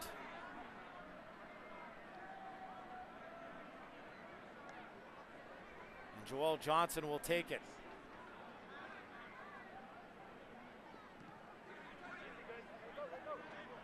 And it'll go out now for an Ottawa throw, 58th minute. Now's the time where you start wondering what both managers might do in terms of subs, as both sets of substitutes warming up. Well, we've seen from an Ottawa standpoint, usually one of the first substitutions that does come on is Tony Taylor, usually in a striker role. We've seen Reed coming off at some point in the last few games, possibly Dos Santos if he's not getting an awful lot of change here tonight. Charlotte attacking again, this time down the left. Alex Martinez trying to cut into the middle, too many black shirts, and Howarth will start the counter attack. Gets this wide left for Adonijah Reed, trying to spring to Santos, and coming outside the 18-yard box to clear it is Dykstra as it comes past the halfway line.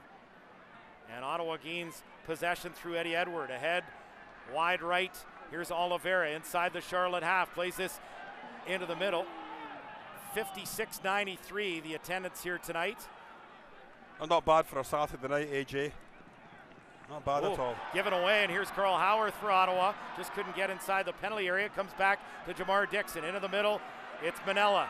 Plays it ahead for Oliveira, just beyond him, and Johnson gets in the way. Joel Johnson going down the right side and goes down, draws the foul for Charlotte as we enter now the 60th minute here at TD Place. Still 0-0, Charlotte and Ottawa Fury. Never see that. Not an awful lot in that, to be fair, as far as two bodies just coming together. But the last break, Oliveira, a couple of balls, one played down the right-hand side for Carroll, the other one trying to hit Dos Santos on the full stride at the edge of the 18-yard box. Just the final ball, penetrating ball into the box, just not good enough right now for the Ottawa Fury here in the second half. Yeah, and after crowds of in the 3,000 range the last two, nice to see over 5. And I think we're going to see a lot more crowds of 5+ as long as this Ottawa team keeps winning with a lineup that, hey, a lot of fans, as they put in surveys to the club, what do they ask for? They ask for more Canadians, and it's hard to complain with 17 on the roster and 8 in the starting lineup. And when you've got that, when you've got some wins, as we've seen here for Ottawa, I think there's no excuse for fans not to come out and support the club, especially as we head into the summer months with better weather. Yeah, and Graham and I had a discussion on Facebook on Wednesday night's game, and obviously the head coach is going on and on about what Julian de Guzman is doing here and bringing in Canadian content and so on and so on. My approach to it is, if you're good enough, no matter what nationality you are, you play. And if you're bringing in quality Canadian players, then even better. And if you're bringing them into a situation, an environment where they're built to succeed, then that's even more so for them. And you look at some of the quality Canadians we have out here. Atekora's come in, certainly a guy like Eddie Edward that's been around forever. Local Jamar Dixon that's played over in Europe come back. Carl Howarth, obviously, from PDL days, growing as a player and a person to get to the level he's playing at right now as a pro. So it's wonderful to see. But my approach on it is, at this level, if you're good enough to play, no matter what nationality you are, you should be playing. Oh yeah, no doubt about that. I just like the fact, hey, when you've got 17 on the roster, yes, there's going to be Canadian content, and at that point, it's up to the manager, and that's Nikola Popovic, to just play his best players regardless of nationality.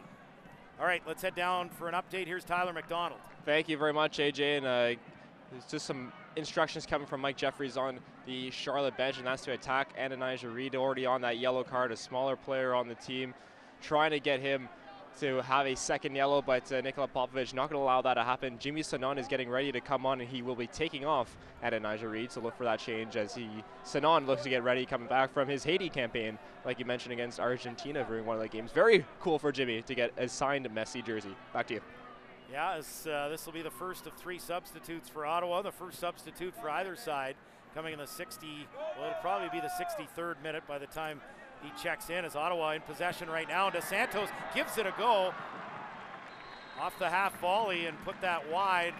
And so it will be a goal kick in the 63rd minute. And here is the first substitute for Ottawa, as Adonijah Reed will come off. And he's not happy about it at all. And neither you should be, getting taken off after 62 minutes. But I think over the context of those 62 minutes, you've had 1 or 2 little spurts of action and liveliness. But overall, I think you've struggled really to make your mark on this game. And as a youngster, certainly at the age he is, the experience you're going to get coming up against quality teams like a Charlotte, a Cincinnati, a Louisville over the season can only stand him good going forward. So Reed off, and Jimmy Chamar-Sanon comes on in the 63rd minute. 0-0. It's very interesting. It looks like Sanon has dropped back into midfield, and Oliveira's been pushed up into an Adonijah Reed's position. So we've got a front 3 now of Oliveira, Dos Santos and Carl Haworth. Central midfield is Manila, Jamar Dixon, and now, as you said, the substitute Jimmy Sanon, who has just come in. So a bit of a change there to personnel. It's certainly how you set up in central midfield.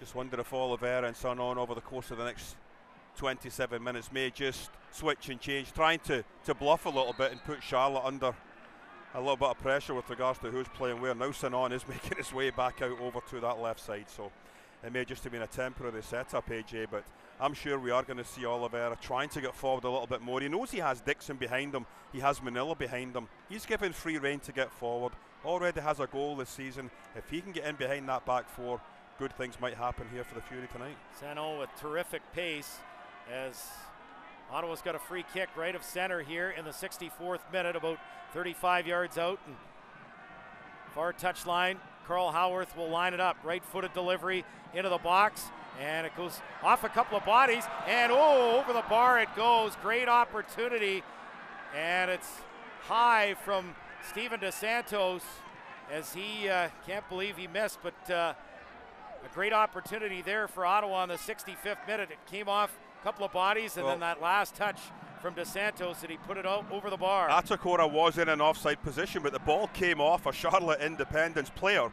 So even if he'd have got there first, either of them put it into the back of the net, it was going to be a goal. Unfortunately, DeSantos stretching a little bit, AJ, body position not the best, and puts the ball over the crossbar. Goalkeeper Dykstra very happy to see that go high over his bar. 0-0, 65th minute, Charlotte in possession. As Fines plays it into the Ottawa half, and they're calling a free kick here. Dixon called on the foul. This will be about 40 yards out, left of center, as that was drawn by Jorge Herrera. I think it was Manila actually that stepped. Yeah, just he came a little bit behind him, and Manila did. Unfortunately caught him on the heel, and referee perfectly placed to make the free kick call. So Vosser has a look at this, and unlike his effort from 35 yards out earlier, he's not putting this towards goal. He's got numerous players to try and bend this into the area too. As he does, it's chested down by Lee Jung-soo. Well, Abassi made the wrong decision there, AJ, when that ball went in, because he thought it was going to go out into touch. He was very, very fortunate, because the ball checked up. When it was played back in, it was finally hooked away, but I think he's got to take that on the first touch. Do not let it bounce inside the 18-yard box. Very, very lucky. So it is a corner now for Charlotte, as Obasi sent that out for this corner. Right-footed outswinger and headed towards goal. It goes off Atakora and right to Crépeau, and he'll hang on. Well, we talked as one of the keys off the top of the show was command to set plays, and I think defensively the Fury's done that extremely well. And in attack on a few corners, they've done great as well. Here's Sanon now, 25 yards out, trying to cut into the middle. Sanon, left-footed drive, it's blocked. And Charlotte look to counter as this ball goes down the left channel, and coming out to play it is Crépeau outside of his penalty area. He launches it back into the Charlotte half as it's flicked on here by the head of Carl Howarth, trying to play through Steven DeSantos. Comes back to Howarth, now to DeSantos, chests it down, now towards Sanon, and two defenders there. It's the last touch goes off Watson, and Charlotte able to quell that opportunity in the 67th minute. I feel a goal coming. I don't know which side it's coming, but you just get the sense that a goal's coming here in the next 10, 15 minutes. I really feel in the last 5-6 minutes the Fury have just up a gear a little bit, and Charlotte are having to address that themselves. I wonder if we'll maybe see a substitution coming in, maybe to try and deal with the pace that the Ottawa Fury now have with Sanon on that left-hand side and Carl on this right. But the Fury definitely in the last little period have been the better of the two teams. Midway through the second half, 0-0. Ottawa Fury against Charlotte, looking to get into the top 8 with a victory here this evening. Of course, 8 teams in both the East and West reach the postseason. 2 straight years out of the playoffs for Ottawa after that run to the Soccer Bowl in the NASL back in 2015. Will be a Charlotte throw near touchline inside the Ottawa half. Joel Johnson will take it.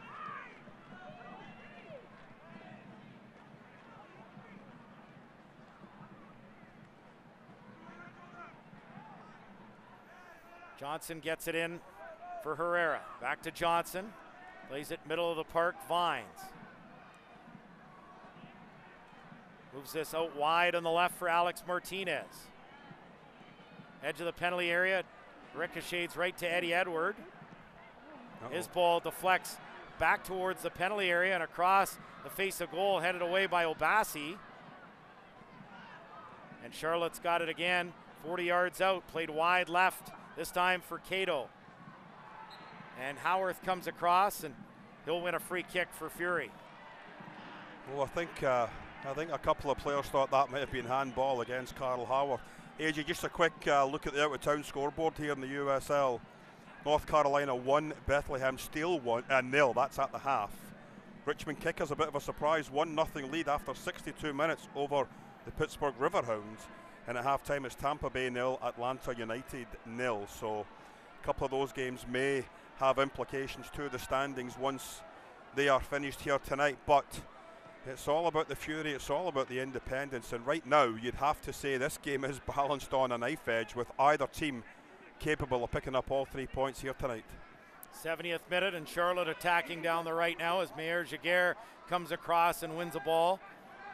Sends it ahead, but Charlotte keeps it alive. Flag stays down. Here's the cross, headed away by Adekora. Comes back out, and Ottawa will look to counter here through Obasi as he's dispossessed. There's no cover now at left back though. Jimmy Sanon has to drop back. Obasi now does get back into position. Great slide tackle there by Howarth, and here comes Ottawa with some numbers. Howarth into the middle, it's Dixon. Dixon, 20 yards out, gives it a go. It's stopped as Dykstra makes the save on Jamar Dixon. And it's cleared away. And we've got an Ottawa player down inside the penalty area, and that is Jamar Dixon. Oh, they had 2 players overlapped on the left-hand side, AJ, when Jamar Dixon decided to take a shot. It's a decent effort. Here we see it. DeSantos peels away to the left. Look at wide open Oliveira. That ball gets played there now. It's an absolute sitter of a goal. And unfortunately, Jamar decided to take the shot through 2 or 3 players. A little bit of a push there in the face. Yeah, it's a bit of a slap more than anything else to the side of the head, but the fact of the matter is another nice break by the Ottawa Fury. Terrific slide tackle, as you mentioned, by Carl Howarth. And as that ball broke to Jamar, I think he makes a wrong decision. He slides the ball through to Oliveira. We're possibly looking at 1-0 for the Fury here after 70 minutes. But Dykstra with a solid stop. rebound came back. I was a little bit behind Dos Santos, and unfortunately he couldn't direct it on target. And here we see that hand to the face again. You know, sometimes you see them called. I think it'd be more of a forearm or an elbow. AJ, the referee, may have had a decision to make. I don't think there was anything in that whatsoever as far as the referee making a call on a penalty kick. 72nd minute, 0-0. Still no subs from Charlotte. Ottawa's used the one. They and still have Sergio Minicio, Colin Falvey, Gabriel Balbinati, Tony Taylor, Monty Mosen, and the backup keeper David Monsalve left on the bench. Eamon Zaid, Mutaya Mwape, Jake Arman, Brandon Miller, Bilal Duckett, Henry Kalungi, and Ricardo Perez on the bench for Charlotte. Yeah, and that does surprise me because it was a fairly hot day here when the game started. It's cooled down quite nicely now, that's for sure. Ooh, here's Oliveira trying to pressure Watson into a mistake, but cool nerves.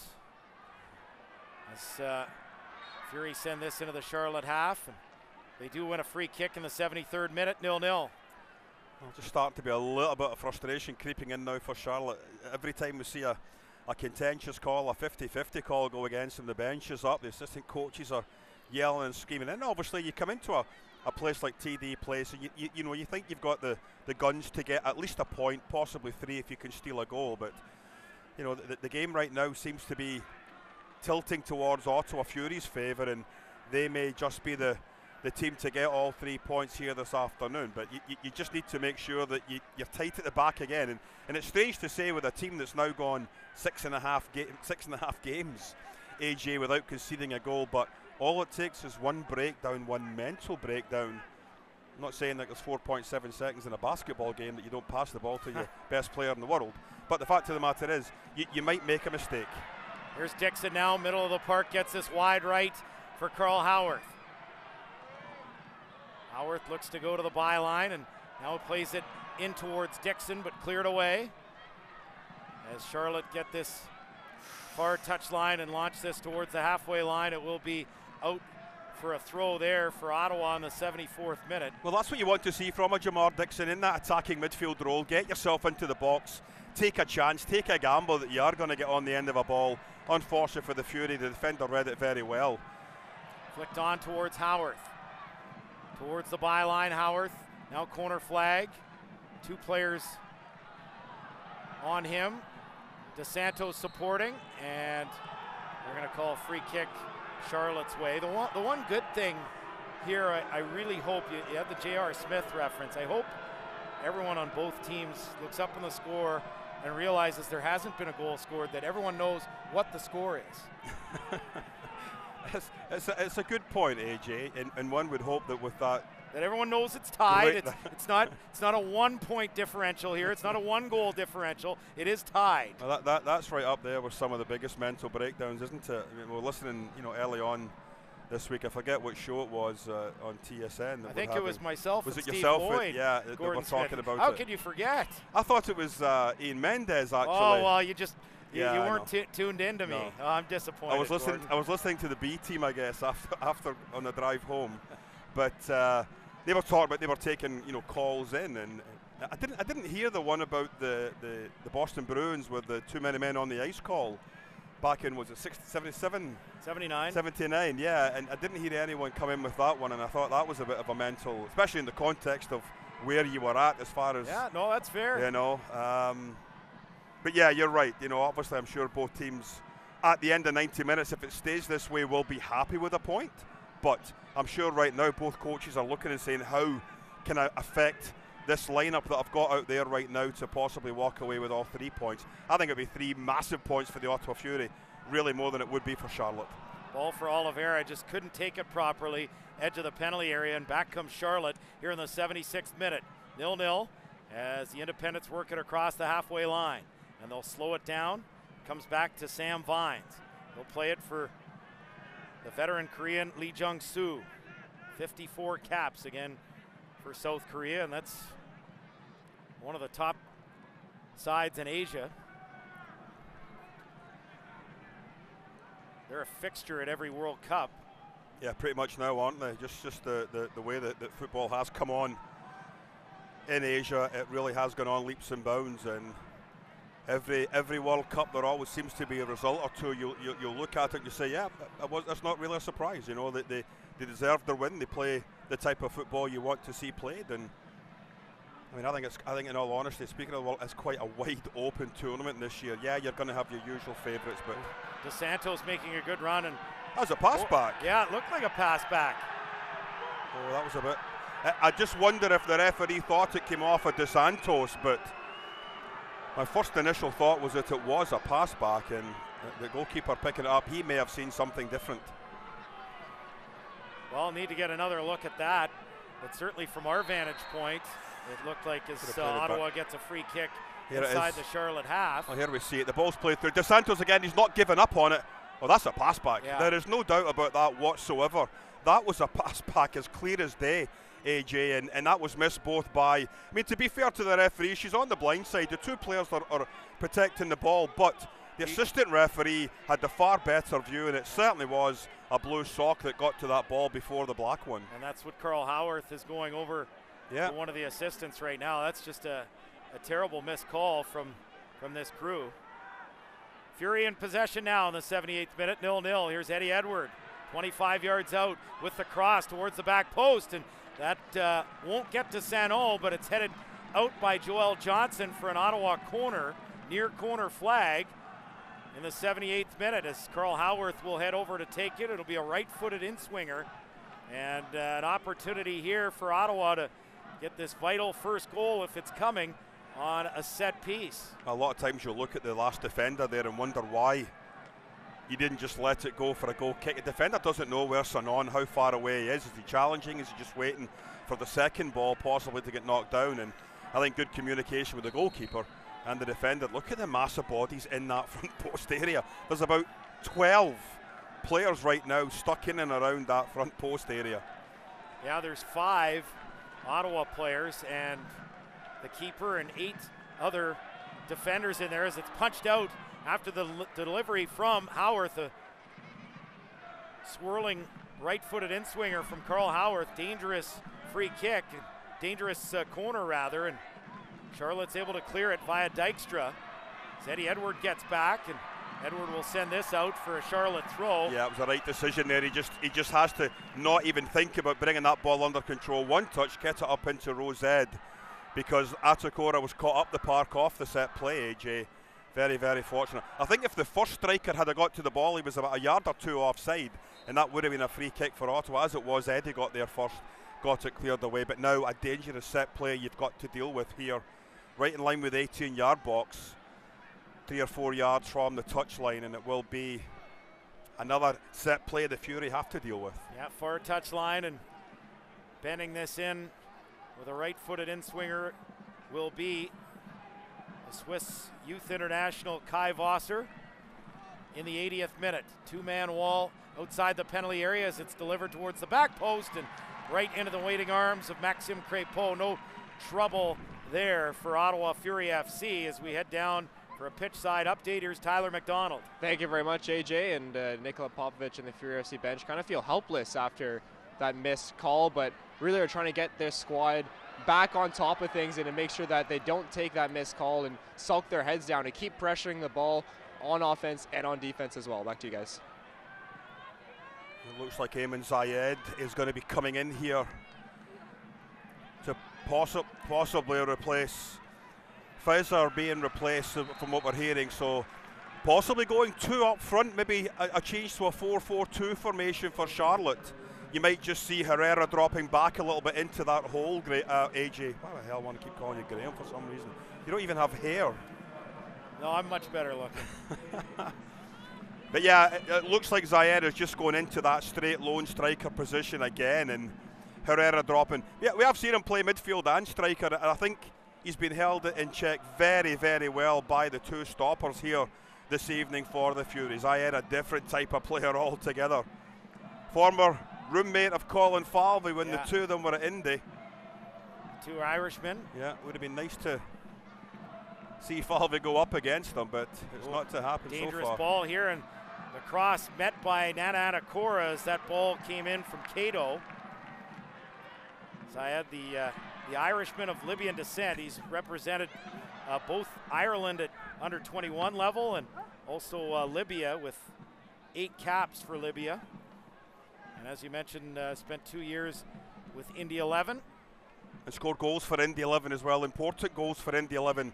Took him all the way to a soccer bowl as well. So I think it's a situation where he might just be trying to find his feet right now with Charlotte and you know, not starting. I think every once in a while, if the coach depends to change his formation and go with one striker up front, Herrera I think is going to be the winner on that every single time. But he's got his opportunity now here to try and be a match winner now. Here's Cato for Charlotte, 82nd minute, still scoreless. This in for Zayed with the cross, and that's backheeled out by Anwo Obasi. Cool as you like, isn't it? Just a little flick of the foot, 15 yards, 20 yards up the park. I think the one thing for Zayed, he brings a different approach than Herrera. He likes to play right on the defender. He likes to with his back into the defender and hold the ball up. Herrera more like wants it to go forward all the time, wants to drop a little, then get the ball at his feet. Sent forward here. Flag stayed down. Inside the 18-yard box, Zayed with the cross, and that's headed away. Oh, coming forward with a shot, and it's 1-0 on the goal there from Jan Ekra. Maxim Crépeau is a little frustrated here and waving everyone forward here in the 83rd minute, but Charlotte has opened the scoring through Jan Ekra, and there goes the shutout streak for Ottawa Fury. Well, the Ottawa Fury back four were looking for offside there. As the ball comes across, it's not cleared away properly. Oliveira's late to the party and it completely deflects off of Obasi into the roof of the net. But I would like to see that initial ball played into Zayed where he was when the ball was played. Crépeau, absolutely no chance on the deflection, but the Fury did have a couple of opportunities, AJ, to get that cleared away. They didn't do it on the header off of, I believe it was number 5, Chris Manella. And when the ball broke, Oliveira was late to react. The second ball was won nicely by Charlotte, and the ball put into the back of the net. The shutout streak is now over for the Ottawa Fury. A tremendous streak it was, but they now have less than 7 minutes, to get their heads back up, forget about what's just happened a minute ago, and try and at least get a point here this evening. Yeah, it's disappointing that the shutout streak comes to an end, but for Ottawa, their more important task is trying to earn at least a point here and keep at least the point streak alive with 4 wins and 2 draws in their last 6. And I think the way they've performed today, I think they've earned at least a point. Yeah, no, I think you're right, AJ, but the problem is now you're going out on the road, as we said, for a handful of games, and you're coming up against fairly tough teams, and you were hoping at least tonight for 1 point. You still have some time to get it, but I just wonder if we might be looking at another substitution. Tony Taylor is still available on the bench. Well, we talked about Zayed coming in and how he had the opportunity to possibly change the game, AJ, and that's exactly what he did. A nice run. Here's Howarth now with the cross, and this is headed outside the 18-yard box as Ottawa really pressing forward for the equalizer in the 85th minute. Obasi keeps this alive. It's going to go off Sano, but not out of touch, and he'll play it to Manella. Now to Obasi. Sano, near touchline. Into the middle for Jamar Dixon. Lots of space here. They've got room down the right as well, and they get it on the right side for Eddie Edward, 25 yards out. Back to Oliveira with the cross towards the back post, and diving is Dykstra to ensure that he got to that ball. And 86 minutes, Charlotte in the lead, 1-0. And like every other streak, AJ, it always was going to come on a bit of a broken play, wasn't it? It wasn't going to be a scorcher from 25 yards into the roof of the net. It came off a deflection where the goalkeeper really had absolutely no chance with the ball after it came off of Obasi. But I think the Fury will be a little bit disappointed at how that actual shot ended up being taken, because a couple of headers were missed. 1 or 2 players did have a chance to get it cleared away, and right now you're looking at, with 4 minutes left to go, you're struggling to even get a point now. Let's go down to Tyler Mcdonald with a pitch side update. Thank you very much, AJ. And just interesting coming from Mike Jeffries in the Charlotte bench, instructing his team to push forward and not sit back and not let Fury come toward them, but try and push for a second goal and to push offensively. I'm not sure if that's a different tactic to see with 4 minutes left in regulation time here, up 1. Just perspective from you guys on what you think of that decision. Well, I think that tactic obviously goes hand in hand with what Ottawa has to do, Tyler. Ottawa now has to push forward to try and get something out of this game. Right now you've got nothing in your back pocket. You're looking for that one goal that's going to give you a point. So you are obviously going to push forward, which will open up spots for Charlotte going forward, and that's going to make a huge difference.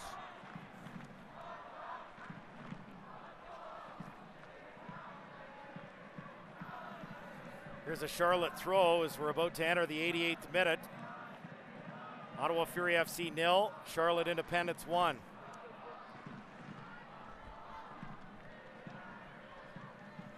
Well, we'll start looking down through a possible man of the match here this evening for the Ottawa Fury. It's a situation where, you know, for 80 some odd minutes, AJ, they were very tight and compact at the back, and unfortunately that one little mistake and just not getting the ball cleared away, and unfortunately for the Fury, they are looking to be walking out of here with nothing. We have had a couple of decent performances. I thought Dos Santos has looked decent at sometimes going forward. Carl himself, when he's had a chance to get down the flank. But at the back you've got Big Nana as well, who has been pretty solid. I think for the most part he played Herrera completely out of the game. Obasi has another one that's been fairly solid as well, so there's possibly 2 or 3 players that we can be looking at for our man of the match, but right now it's a bit of a toss-up between quite a few players.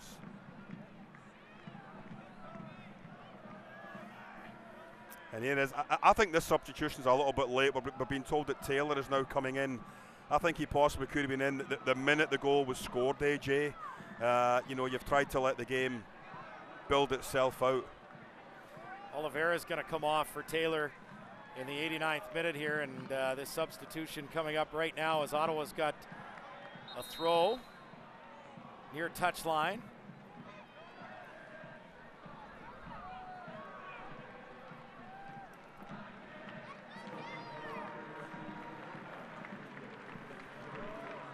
So Oliveira out and Taylor in as Ottawa looks for the equalizer late.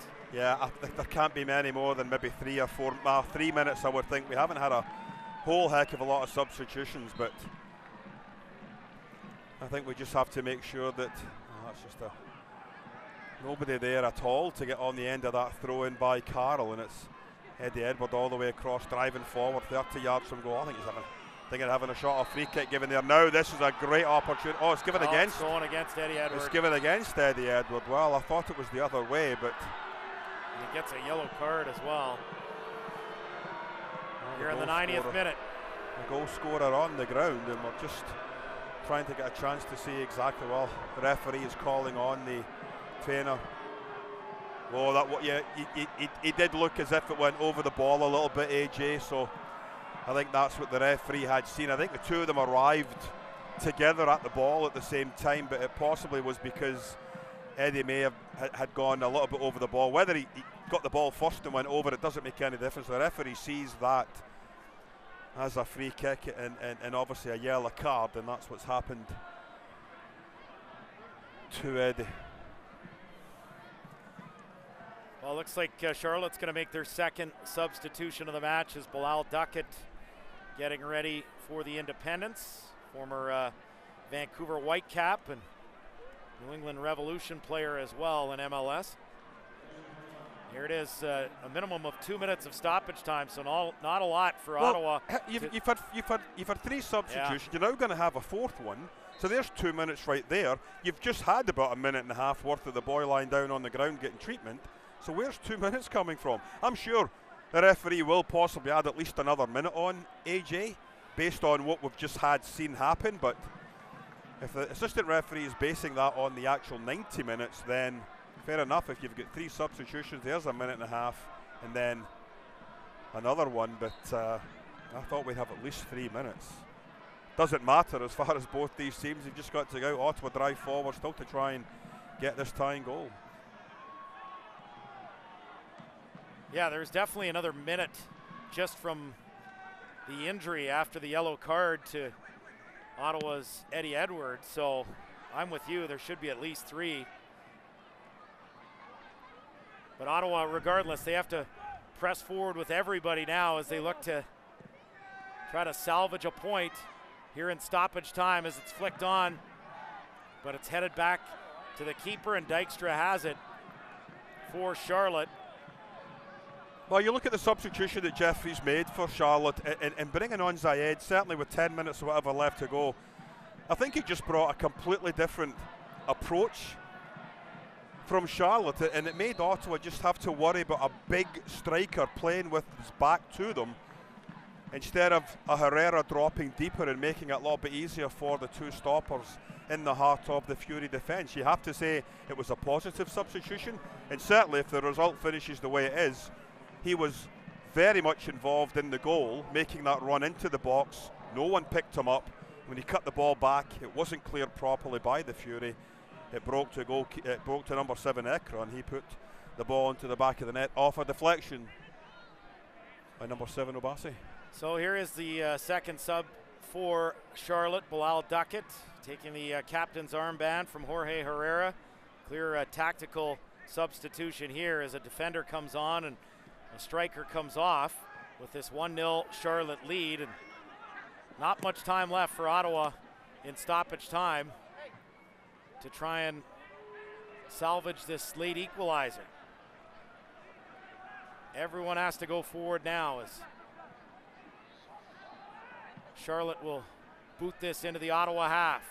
Eddie Edward heads it near touchline, and that does it. Final whistle goes, and it will be 3 points for Charlotte. They get the goal in the 83rd minute from Jan Ekra, ending Ottawa's 6-game shutout streak. And I think more important, the 6-game unbeaten streak for Ottawa ended as well. 4 wins, 2 draws, and now a loss in their last 7 for Ottawa Fury.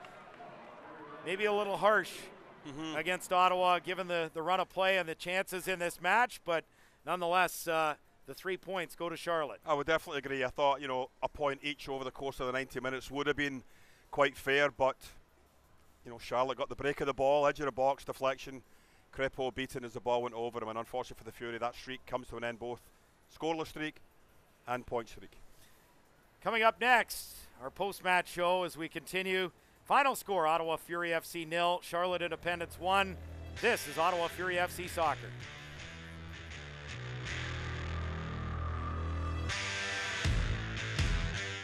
Gabriel Pizza, proud supporter of local sports. Gabriel Pizza, home of the bigger, better pizza. 310-7777 or GabrielPizza.com.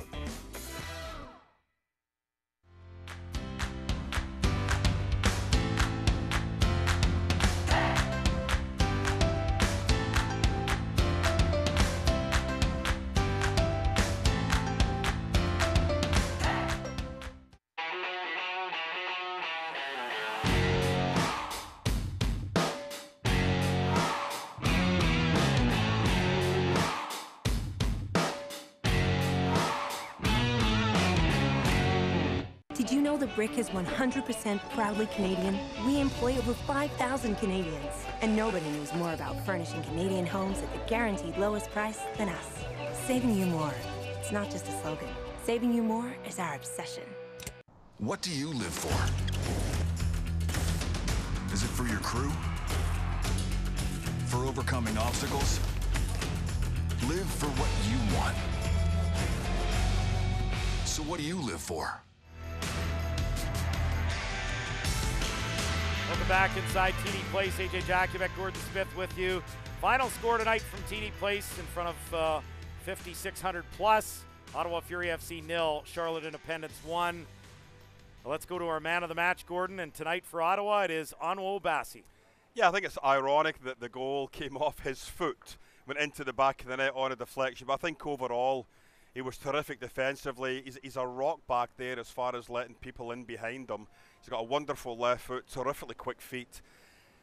And I think, it's just unfortunate that, the Fury didn't pull out at least a point here this evening. And his performance certainly alongside some others merited it as well. So our next match, at least in terms of Ottawa Fury FC, is on the road. They've got a lot of road matches coming up in USL when we look at the schedule. In North Carolina, in Atlanta, in New York, or to be more accurate, Harrison, New Jersey to take on Red Bulls 2. Next home match in league play in July. They play a home match on June 27th in the Canadian Championship to try and face Toronto FC in the semifinals. But this is going to be a difficult stretch for Ottawa as they head out on the road. Never easy to travel, especially when you're flying to places like North Carolina and Atlanta. And if you happen to get United, you end up getting delayed for 12 hours, and you're fortunate if you get your team there all the same day. So I mean, having traveled with Ottawa Fury in the past, I know how difficult traveling can be, and hopefully we'll see Ottawa come back with some points from 5 in a row on the road in league play. I think looking at those three, AJ, the one positive Coach Popovich can take is you played all 3 of these at home recently. You took points off them. You drew with North Carolina, you drew with New York, and you defeated Atlanta. So you know you can play with these teams. Certainly on the road's a little bit of a different approach. But the fact of the matter is you've gotten points off of these teams before. There should be no fear going out on the road playing here in these next 3 matches. Stay with us on Facebook Live if you want more of our post-match show. Gordon and I will break things down a little bit further. We'll have some stats from tonight's match. We'll have an interview with Onwo Obasi. We'll hear from the head coach, Nikola Popovich, and much more. But that does it for our TSN 1200 coverage. They're going to Stanley Cup Final coverage right now. Final score, Ottawa Fury FC 0, Charlotte Independence 1. Thanks for watching. Thanks for listening. Have yourself a great weekend.